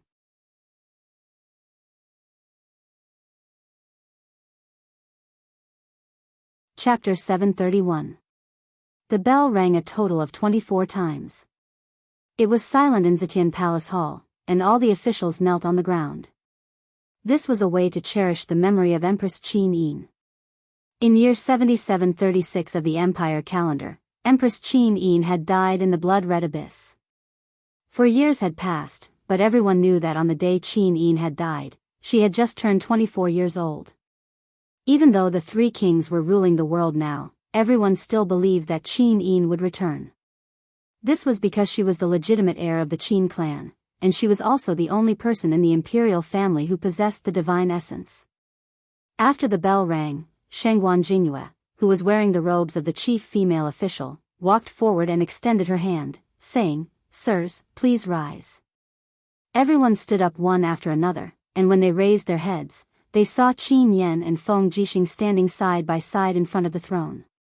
No one sat down. Ever since the 3 kings had ruled the world, none of them had coveted this throne. Lin Muyu had always believed that she would be able to find Qin Yin. How could Feng Jixing and Qin Yan not believe this as well? His Highness Yu has sent news from the other side of the ocean. Feng Jixing's voice was low, but he said very steadily, "There's another continent on the other side of the East Sea. The 2 planes have completely merged, and the world on the other side is called the Celestial Pole. It's ruled by 3 great empires, namely the Tianji Empire, the Celestial Empire, and the Blackstone Empire.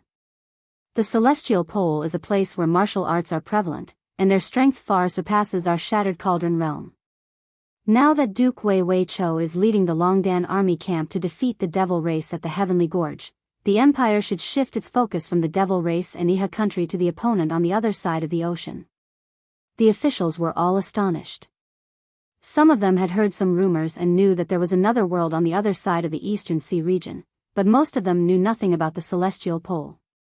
An elderly minister took a step forward, holding a jade tablet in his hand as he said respectfully, Your Highness Prince Xian, this matter can't be confirmed yet.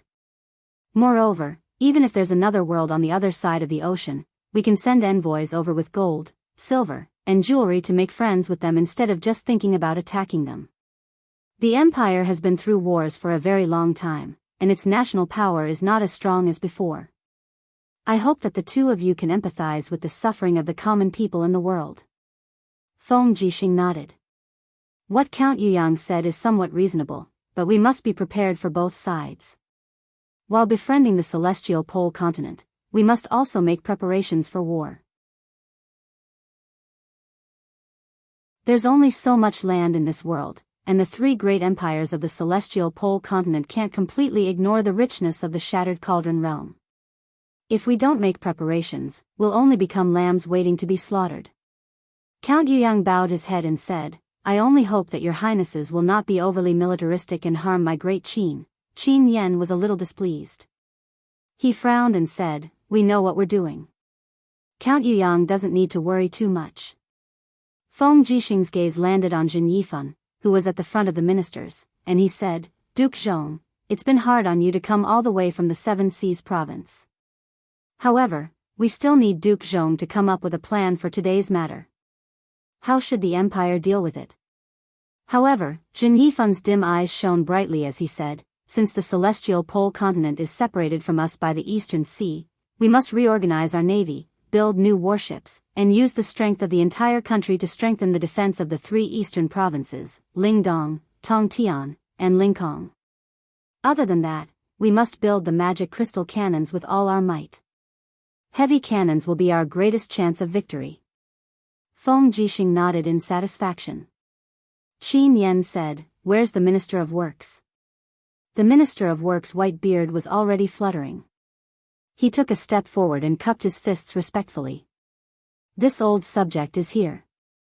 The forging and improvement of the magic crystal cannons are mainly the matter of your weapons department. I hope that you won't slack off.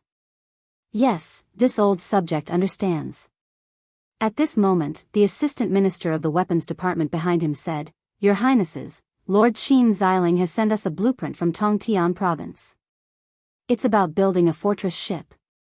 Fortress ship? Feng Jixing was stunned. What kind of ship is that? Your Highness, the fortress ship is a new type of warship. Both sides of the warship are protected by thick parapet walls. Small magic crystal cannons can be placed in the cabin, and the parapet walls are wrapped with iron sheets to block the enemy's arrows and ballista attacks. Furthermore, the fortress ship can be divided into multiple levels. Not only is it a fortress of heavy cannons when facing the enemy, it can also be used as a transport ship. A large fortress ship can transport at least 2,000 to 4,000 soldiers of the Empire. Lord Qin Xiling's uncanny workmanship is full of wisdom, and he's an unparalleled genius craftsman. Once this kind of fortress ship is successfully developed, it will definitely become the overlord of naval battles. Good. Feng Jixing was overjoyed and waved his hand. Approved. Immediately give the order to start developing and building this kind of fortress ship. But Your Highness. The assistant minister of the weapons department nodded without saying a word. But what? It's just that the construction of the fortress ship is exquisite. Among the materials required are all kinds of strange iron and wood that are rare in the Empire. Thus, the construction of the fortress ship will cost a huge amount of money. Just tell me directly. How much does it cost to build a fortress ship? Under Feng Jixing's intense gaze, the assistant minister swallowed his saliva and said, About 300,000 Jin coins is needed to build a large fortress ship. 300,000? Feng Jixing jumped in fright. So expensive. It's practically a fortress made of gold. The assistant minister of the weapons department smiled bitterly. There's nothing we can do about it. According to Lord Qin Xiling's design, the entire fortress ship is about 200 meters long. Thus, the wood used to reinforce the hull must be the extremely tough golden willow wood. This golden willow wood takes 500 years to mature, and it's originally a precious material comparable to gold. If we don't use golden willow wood to reinforce the hull of the fortress, such a large fortress ship will probably fall apart in a storm. I understand. So be it. 300,000 it is. Feng Jixing looked into the distance. The Ministry of Revenue's Minister of Works will be provided by you guys for the Ministry of Works to develop the weapons. The Ministry of Revenue's Minister of Works was a fatty with a small beard on his chin that looked like a goat's beard. His face was filled with a meticulous expression as he said, Your Highness Prince Exian, a fortress ship costs 300,000 Jin coins. In addition to the magic crystal cannons, sailors, equipment, and so on, the cost of a fortress ship will be 500,000 Jin coins. There are usually 1,000 fortress ships in the Navy, and the value of 1,000 fortress ships will be 500 million Jin coins. The Empire has already spent 1 billion Jin coins on the steel walls and the magic crystal cannons. The treasury is empty, so where are we going to get the 500 million Jin coins? This old subject really has no other choice. If Your Highness Prince Exian insists on getting this old subject to gather 500 million Jin coins, then this old subject is powerless. Feng Jixing's eyes narrowed and he smiled. Lord Zhang, your son has married a concubine and built a hidden beauty pavilion in the south of the city for her, spending a total of 30 million Jin coins. Someone has reported this to me. I wonder if it's true. If the Ministry of Revenue is really that poor, then I should consider if I should investigate this thoroughly. Where's Xiao Han from the Fire Sparrow Division? Xiao Han stood ramrod straight and said, Here. Pass the order. Xiao Han is to immediately lead the Fire Sparrow Division's troops to the Ministry of Revenue's Minister of Works manor to investigate the matter of him embezzling resources from the National Treasury and abusing his authority for personal gain. Yes. The fatty was immediately scared silly. He quickly knelt on the ground, wiping away his snot and tears as he said, Your Highness Prince Exian, please spare my life. I, Zhang Rang, have been working conscientiously for so many years and have never abused my authority for personal gain. My son's villa is only what he got from running the Merchant Association. He has never taken any bribes. If Your Highness Prince Exian doesn't trust me, this old subject is willing to bring my son to the streets to beg and help Your Highness gather the 500 million Jin coins. There's no need for that. Feng Jixing snickered and said, Your reputation as a miser has long spread far and wide. Otherwise, His Highness you wouldn't have personally chosen you to be the Ministry of Revenue's minister. You just need to gather the 500 million Jin coins and hand it over to the Ministry of Works. As for the National Treasury, you must keep a record of every single item of the Treasury's income and expenditures and submit a copy to the Zetian Palace Hall every month. You and I trust you very much and believe that you can manage the Qin Empire's national treasury well. Don't disappoint us. Yes, this old subject understands. Feng Jixing had already made Zhang Rang obediently by using both carrots and carrots. Jin Yifan said, according to His Highness Yu's description, there is a type of troop in the celestial pole continent called the Dragon Cavalry Troops. They are a group of warriors who ride on giant dragons and have astonishing power. If this is really the case, we must be prepared. Otherwise, we might be controlled by them at the first step. Yes. Feng Jixing nodded and said, the Dragon Cavalry is indeed very troublesome, but it's very difficult for us to deal with an army in the air. Ordinary arrows are unable to penetrate dragon armor. Even if it's a white diamond arrowhead, due to the weight and speed of the arrowhead, it might not be able to penetrate dragon armor. As for the magic crystal cannons, they might not be able to accurately hit the giant dragons either. Sigh, Qin Yan looked at Feng Jixing's frown and said, Your Highness Prince Exian, let's take it one step at a time. We haven't even seen a real dragon rider yet. It's still too early to consider how to deal with them. After all, Qin Yan was still too young. Feng Jixing let out a bitter laugh and didn't say anything. At this moment, Xing Yifan narrowed his eyes and said, I wonder if the two of you still remember what Duke Wei Wei Cho is best at. Qin Yan was stunned. Archery. That's right. Xing Yifan smiled faintly and said, it's precisely archery that can shoot a willow tree from 100 steps away. With Duke Wei's ability, he can shoot an enemy from 200 meters away with a 150-kilogram strong bow. This old subject is thinking, if we can train giant warhawks and let our army's godly archers ride on giant eagles and only shoot the eyes of the dragon riders' mounts, would it be effective? Feng Jixing was startled. Will it work? If they ride on warhawks, not only will their bodies be unstable, but the trajectory of the arrows will also be easily affected by the strong winds in the air. If they want to shoot a small dragon's eye, I'm afraid it won't be easy. But, do we have any other way? Xing Yifan let out a bitter laugh. Feng Jixing was speechless and waved his hand. It seems like that is indeed the case. Since that is the case, Duke Zhong shouldn't return to your fief in the Seven Seas province for now. Stay in the imperial capital and help the Ministry of War develop this type of warhawk godly archer. Yes, this old subject obeys. The entire Zetian palace fell into silence once again.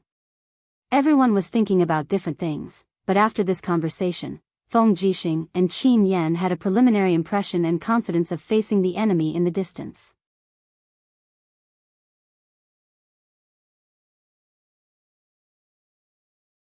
Chapter 732. The Mugwort Mountain was a mountain range within the territory of the West Mountain Province. It stretched for 700 miles, almost running through the entire province. Not only did hunters and mercenaries live in the Mugwort Mountain, but there were also countless spirit beasts, demon beasts, and part of the Lanji Corps, one of the 4 armies of the Tianji Empire.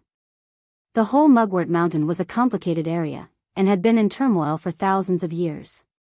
But because there were so many demon beasts and spirit beasts in the mountain, the emperor of the empire, Bai Mingyuan, could do nothing about it.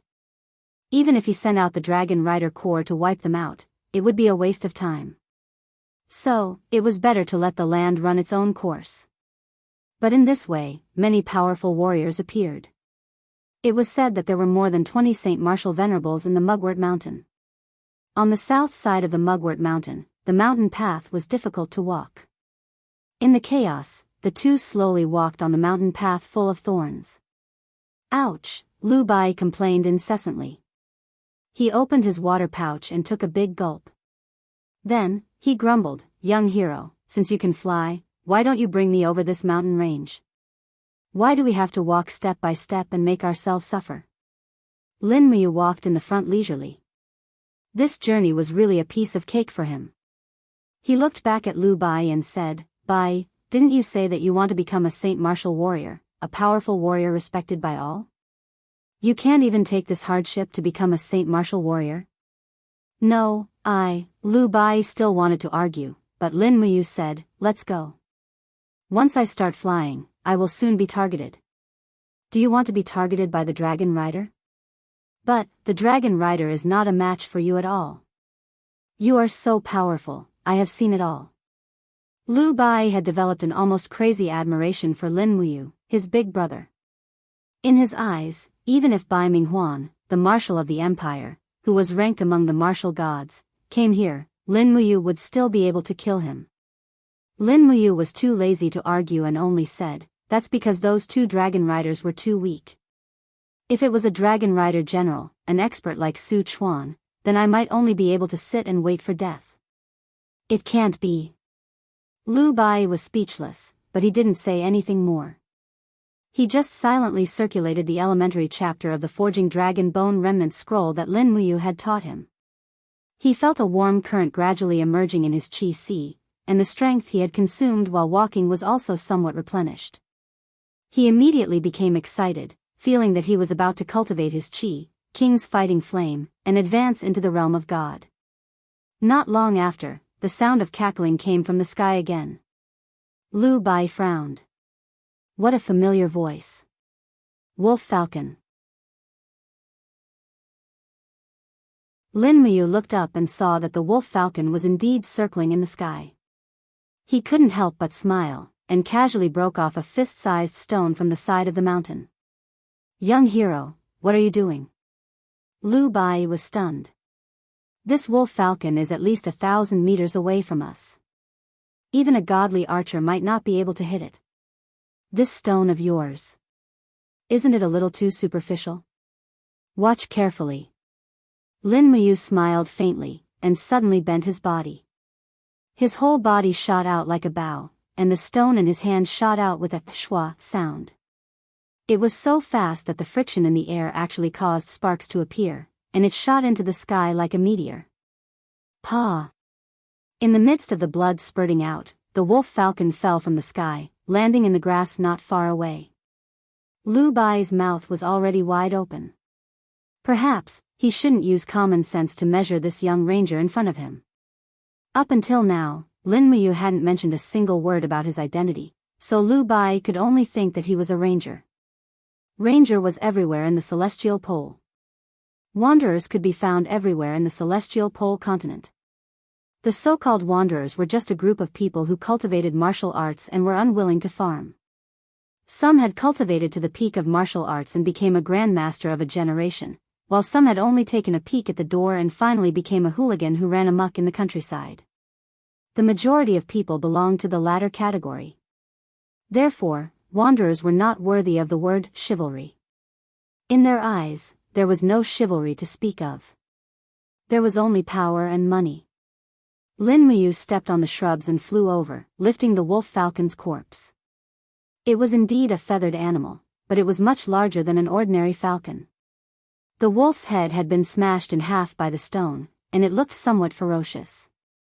Lin Muyu raised his hand and condensed a fire blade, and with a palm strike, the wolf's head was cut off, and the force of the palm strike charred the wolf falcon's neck.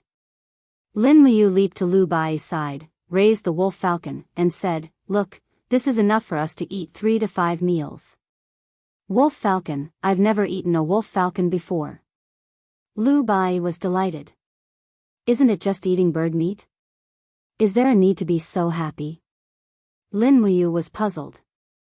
Young hero, there's something you don't know.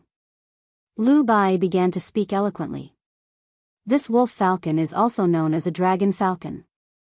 It's said that wolf falcons were bred by the dragon rider ancestors tens of thousands of years ago. In order to maintain their extremely sharp sense of smell, wolf falcons have been fed with the fragments of dragon crystals since childhood, so wolf falcons are extremely valuable. They have always been raised by dragon rider regiments, and I've only heard that a prince of the empire once bought a wolf falcon. Just this one cost him 700,000 gold coins, which is enough to feed half a small city for half a year. It can't be, right? Lin Muyu weighed the wolf falcon in her hand and couldn't help laughing. I didn't expect this thing to be so valuable. Humph, you can't blame me. I've already warned Hu Yin and Li Kun not to follow me anymore. Since they dare to send wolf falcons, then so be it. We'll eat as many as they send. How about it, Lini? Lu Bai was ecstatic. Good, I'll definitely eat more tonight. This day's journey has consumed too much physical strength. When night fell, the two of them could only set up camp deep in the mountains. Lin Muyu chose a place that was close to a cave and had a wide view to set up camp. Even after stepping into the divine realm, he still maintained the judgment and accomplishment that an imperial soldier should have. Such a camp was not easy to be discovered, and when outsiders entered, he could easily detect it himself. They started a bonfire with dead wood that they picked up from all over the place. Lu Bai was also a pitiful charlatan. Camping in the wild was as common as eating to him. After setting up the bonfire, he removed the feathers of the eagle and removed the dirt, pierced it with a wooden stick, and placed it above the flame to roast. Then he took out the oil, salt, soy sauce, vinegar, and chili powder that he bought from the town at the foot of the mountain and sprinkled them on the eagle's meat. The meat was covered in oil and made a squeaking sound, which was very tempting. The eagle flew all year round, so the meat on its wings and chest were all well tempered. Under the roasting of the fire and the nourishment of the oil, the fragrance of the meat quickly spread. Lin Muyu unconsciously sniffed and said with a smile, "It smells so good." Lini, your barbecue skills are superb. Is that so? Thank you for your praise, young hero. Lu Bai had a gratified look on his face as he said, thinking back, I once joined a spirit hunting group and was responsible for cooking for everyone. And that's probably how I trained my skills. Spirit hunting group? What's that? It's a group of individuals that hunt demon spirits. Apart from the Tianji dragon riders that roam around and hunt demon spirits, the experts among the commoners will also form a few spirit hunting groups to hunt some low-level demon spirits. My spirit hunting group had 7 people, but they weren't very strong. Later on, when we were hunting a tier 9 demon spirit, the group leader died in battle and the group was disbanded. Not bad. The corner of Lin Muyu's mouth drew back. A spirit hunting group that had their leader die in the line of duty while hunting the lowest level demon spirits. Sure enough, they weren't weak at all. Lu Bai awkwardly smiled and said, "What do you think? If you want to hunt demon spirits, then you must cultivate. However, the price of cultivation is too expensive." The rich members of the landowning households can buy some reflux pills, rare elixirs, and other medicines to help generate true qi and nourish the body. When they are born, high-level combat skills and martial arts are already prepared. Look at us poor children, a low-level martial art manual can easily cost tens of gold coins. How could we possibly afford it? As he spoke, Lu Bai looked towards Lin Muyu. He was actually a little touched as he said, "Young hero, you taught me the forging dragon bone remnant scroll without any hesitation.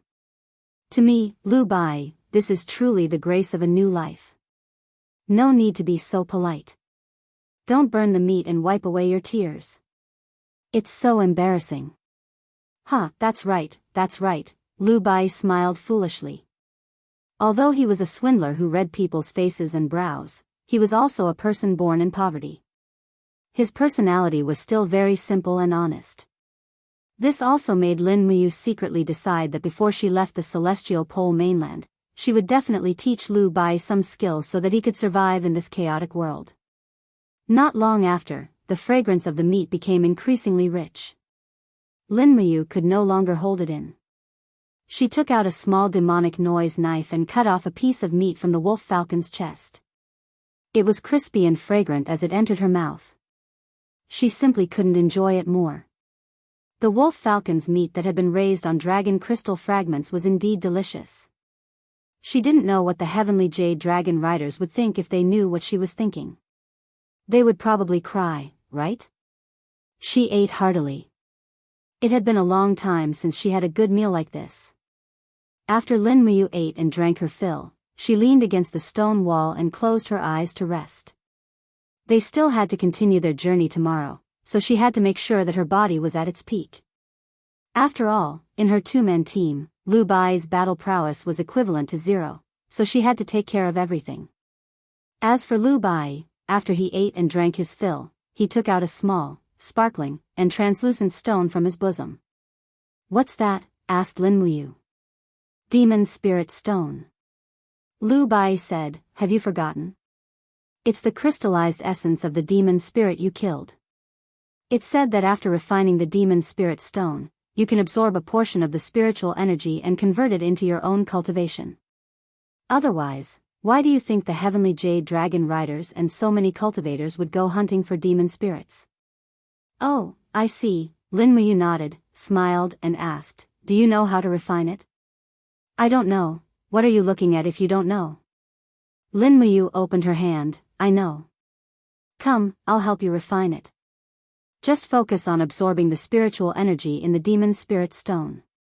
"Really? Why would I lie to you?" Thank you, young hero." Lu Bai was ecstatic.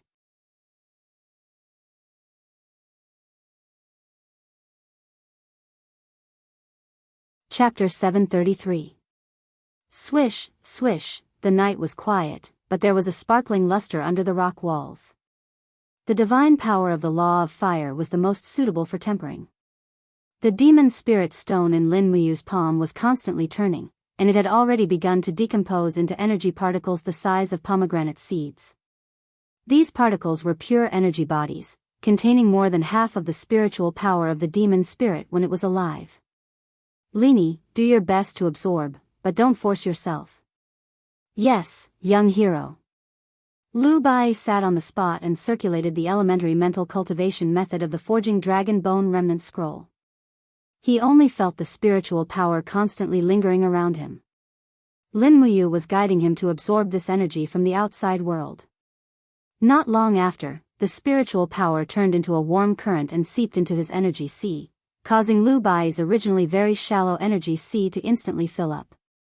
Very quickly, his face flushed red as he said, "Young hero, I can't do it anymore.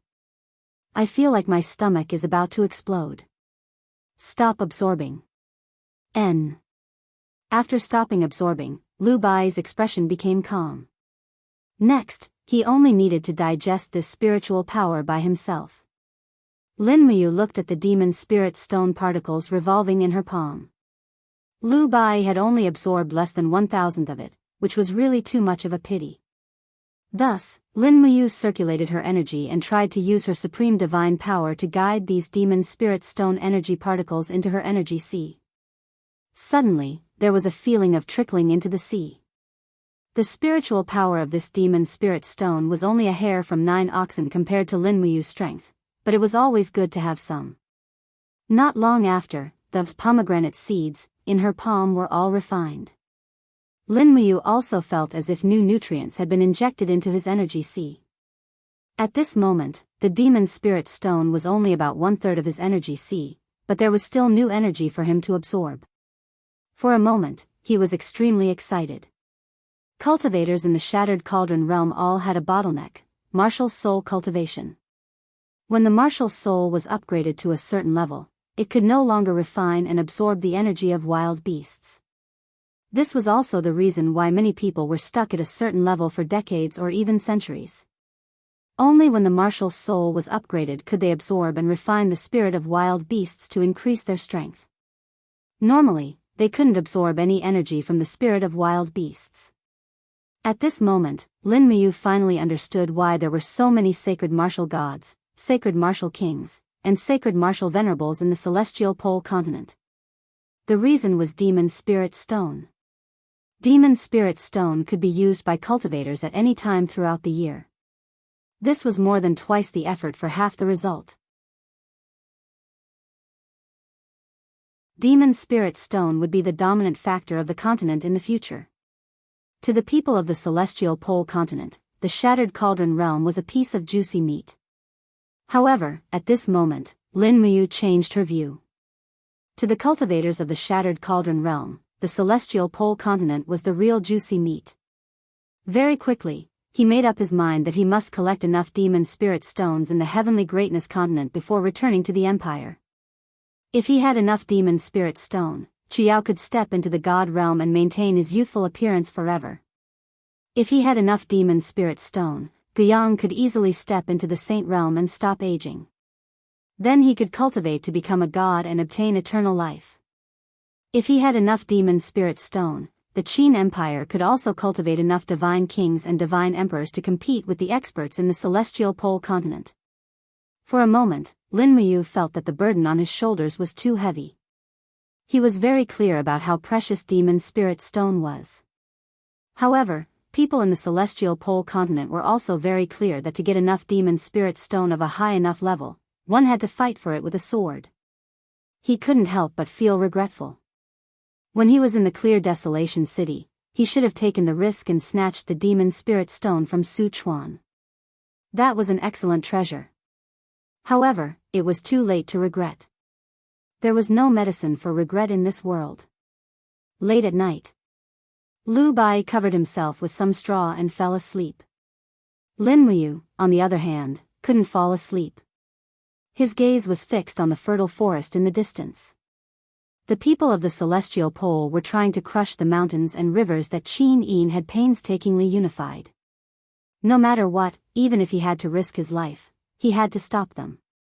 The road of cultivation was long and distant. No one knew what the future would be like. However, even if one couldn't see the future clearly, he must continue to work hard. Not knowing how long it had been, a strong wave suddenly came from the spiritual pulse technique. Something was coming. According to the pulse of the power, it didn't seem to be a spirit beast, so it could only be a demon spirit. Moreover, it was very strong, not inferior to the venerable demon that Sichuan had killed. "Lini, wake up," Lin Muyu said lightly. "What's wrong?" Lu Bai rubbed his eyes. Lin Muyu said, "Something is coming. Be careful, and act according to my signal." Ah. Lu Bai was confused. He didn't know what was going to happen. Not long after, a rustling sound came. It was the sound of footsteps on the grass. The light of the bonfire slowly swayed. From afar, a beautiful figure slowly walked over. It was a young girl wearing a beast skin robe and holding a longbow. She looked to be around 18 years old. She was slender and elegant, and her figure could be considered a stunner.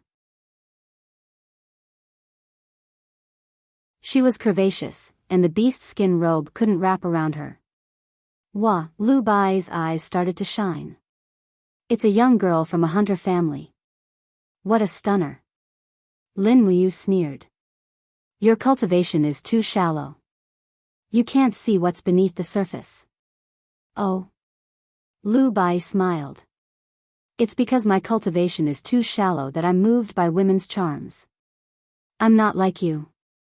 You look like a monk in meditation. Lin Muyu was speechless. At this time, the young girl from a hunter family had already walked over. She smiled slightly. You too. I'm a hunter in the mountains. I followed my father to hunt a wild boar and got lost. Now I'm lost. There are jackals and wolves everywhere in the mountains, so I'll have to trouble you too. Can I spend the night here? I'll leave tomorrow at dawn. Lu Bai hurriedly said, Okay. I'll make room for you here. Lin Muyu frowned and smiled. Miss, you're so beautiful. You're a demon yourself. Why would you be afraid of the jackals and wolves in the mountains? Yo, the young girl glanced at Lin Muyu and said, What are you talking about, young master? As long as I'm human, I won't be afraid of jackals and wolves. Besides, I can't see the road clearly at night. Where do you want a weak girl like me to go? Lu Bai had already vacated the meadow. He patted the meadow with his palms.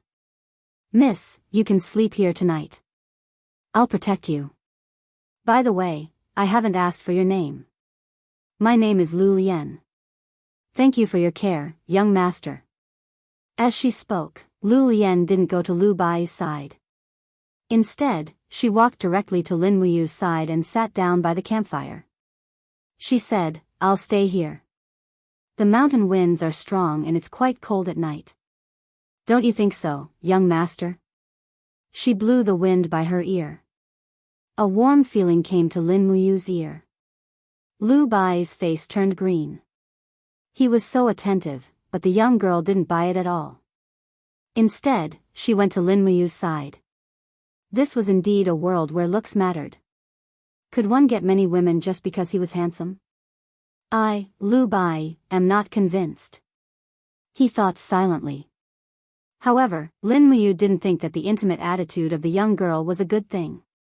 The fluctuation of her spiritual pulse technique was very strong, and the demonic energy in the young girl's body was extremely tyrannical.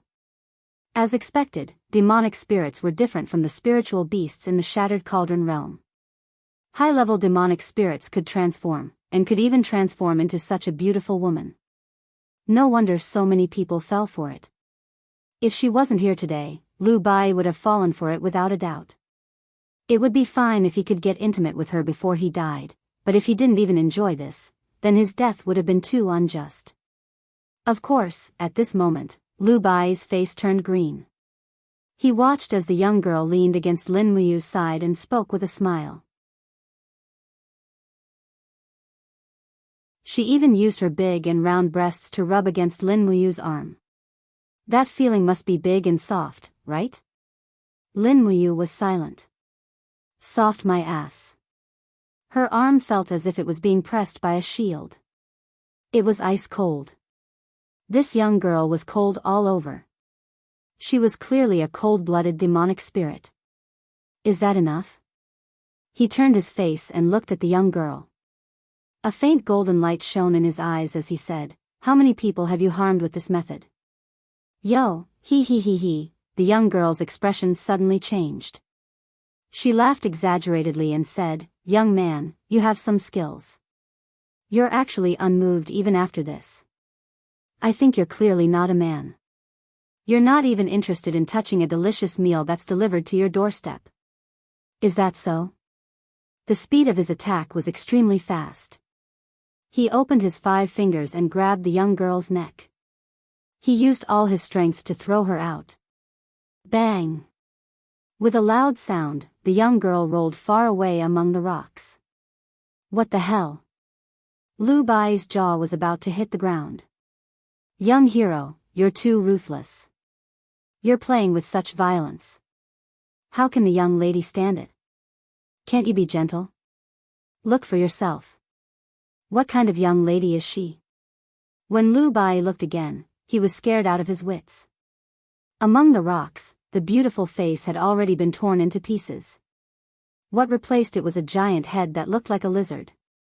The moment the human skin was torn apart, she turned into a 3-meter-tall demon spirit.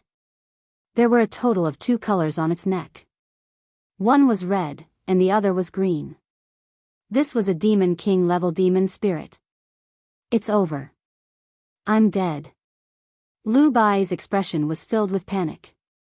Lin Muyu raised her hand and took out her long sword. She lightly said, "Commoner, if you were in my army, I would have already ordered you to be executed." "Why?" "To disturb the army's morale." Before Lin Muyu finished her words, she turned into a beam of light and charged forward. A Demon King level demon spirit's strength isn't any weaker than a low-level divine king. Facing such an opponent, she had to go all out.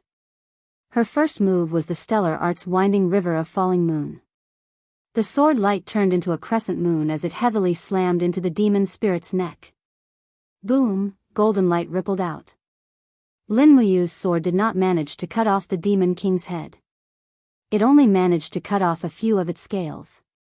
On the contrary, the Demon King's expression became extremely ferocious. It swiped its claws and roared with a voice that was neither male nor female, "Stinking brat, you're courting death." "Paw!"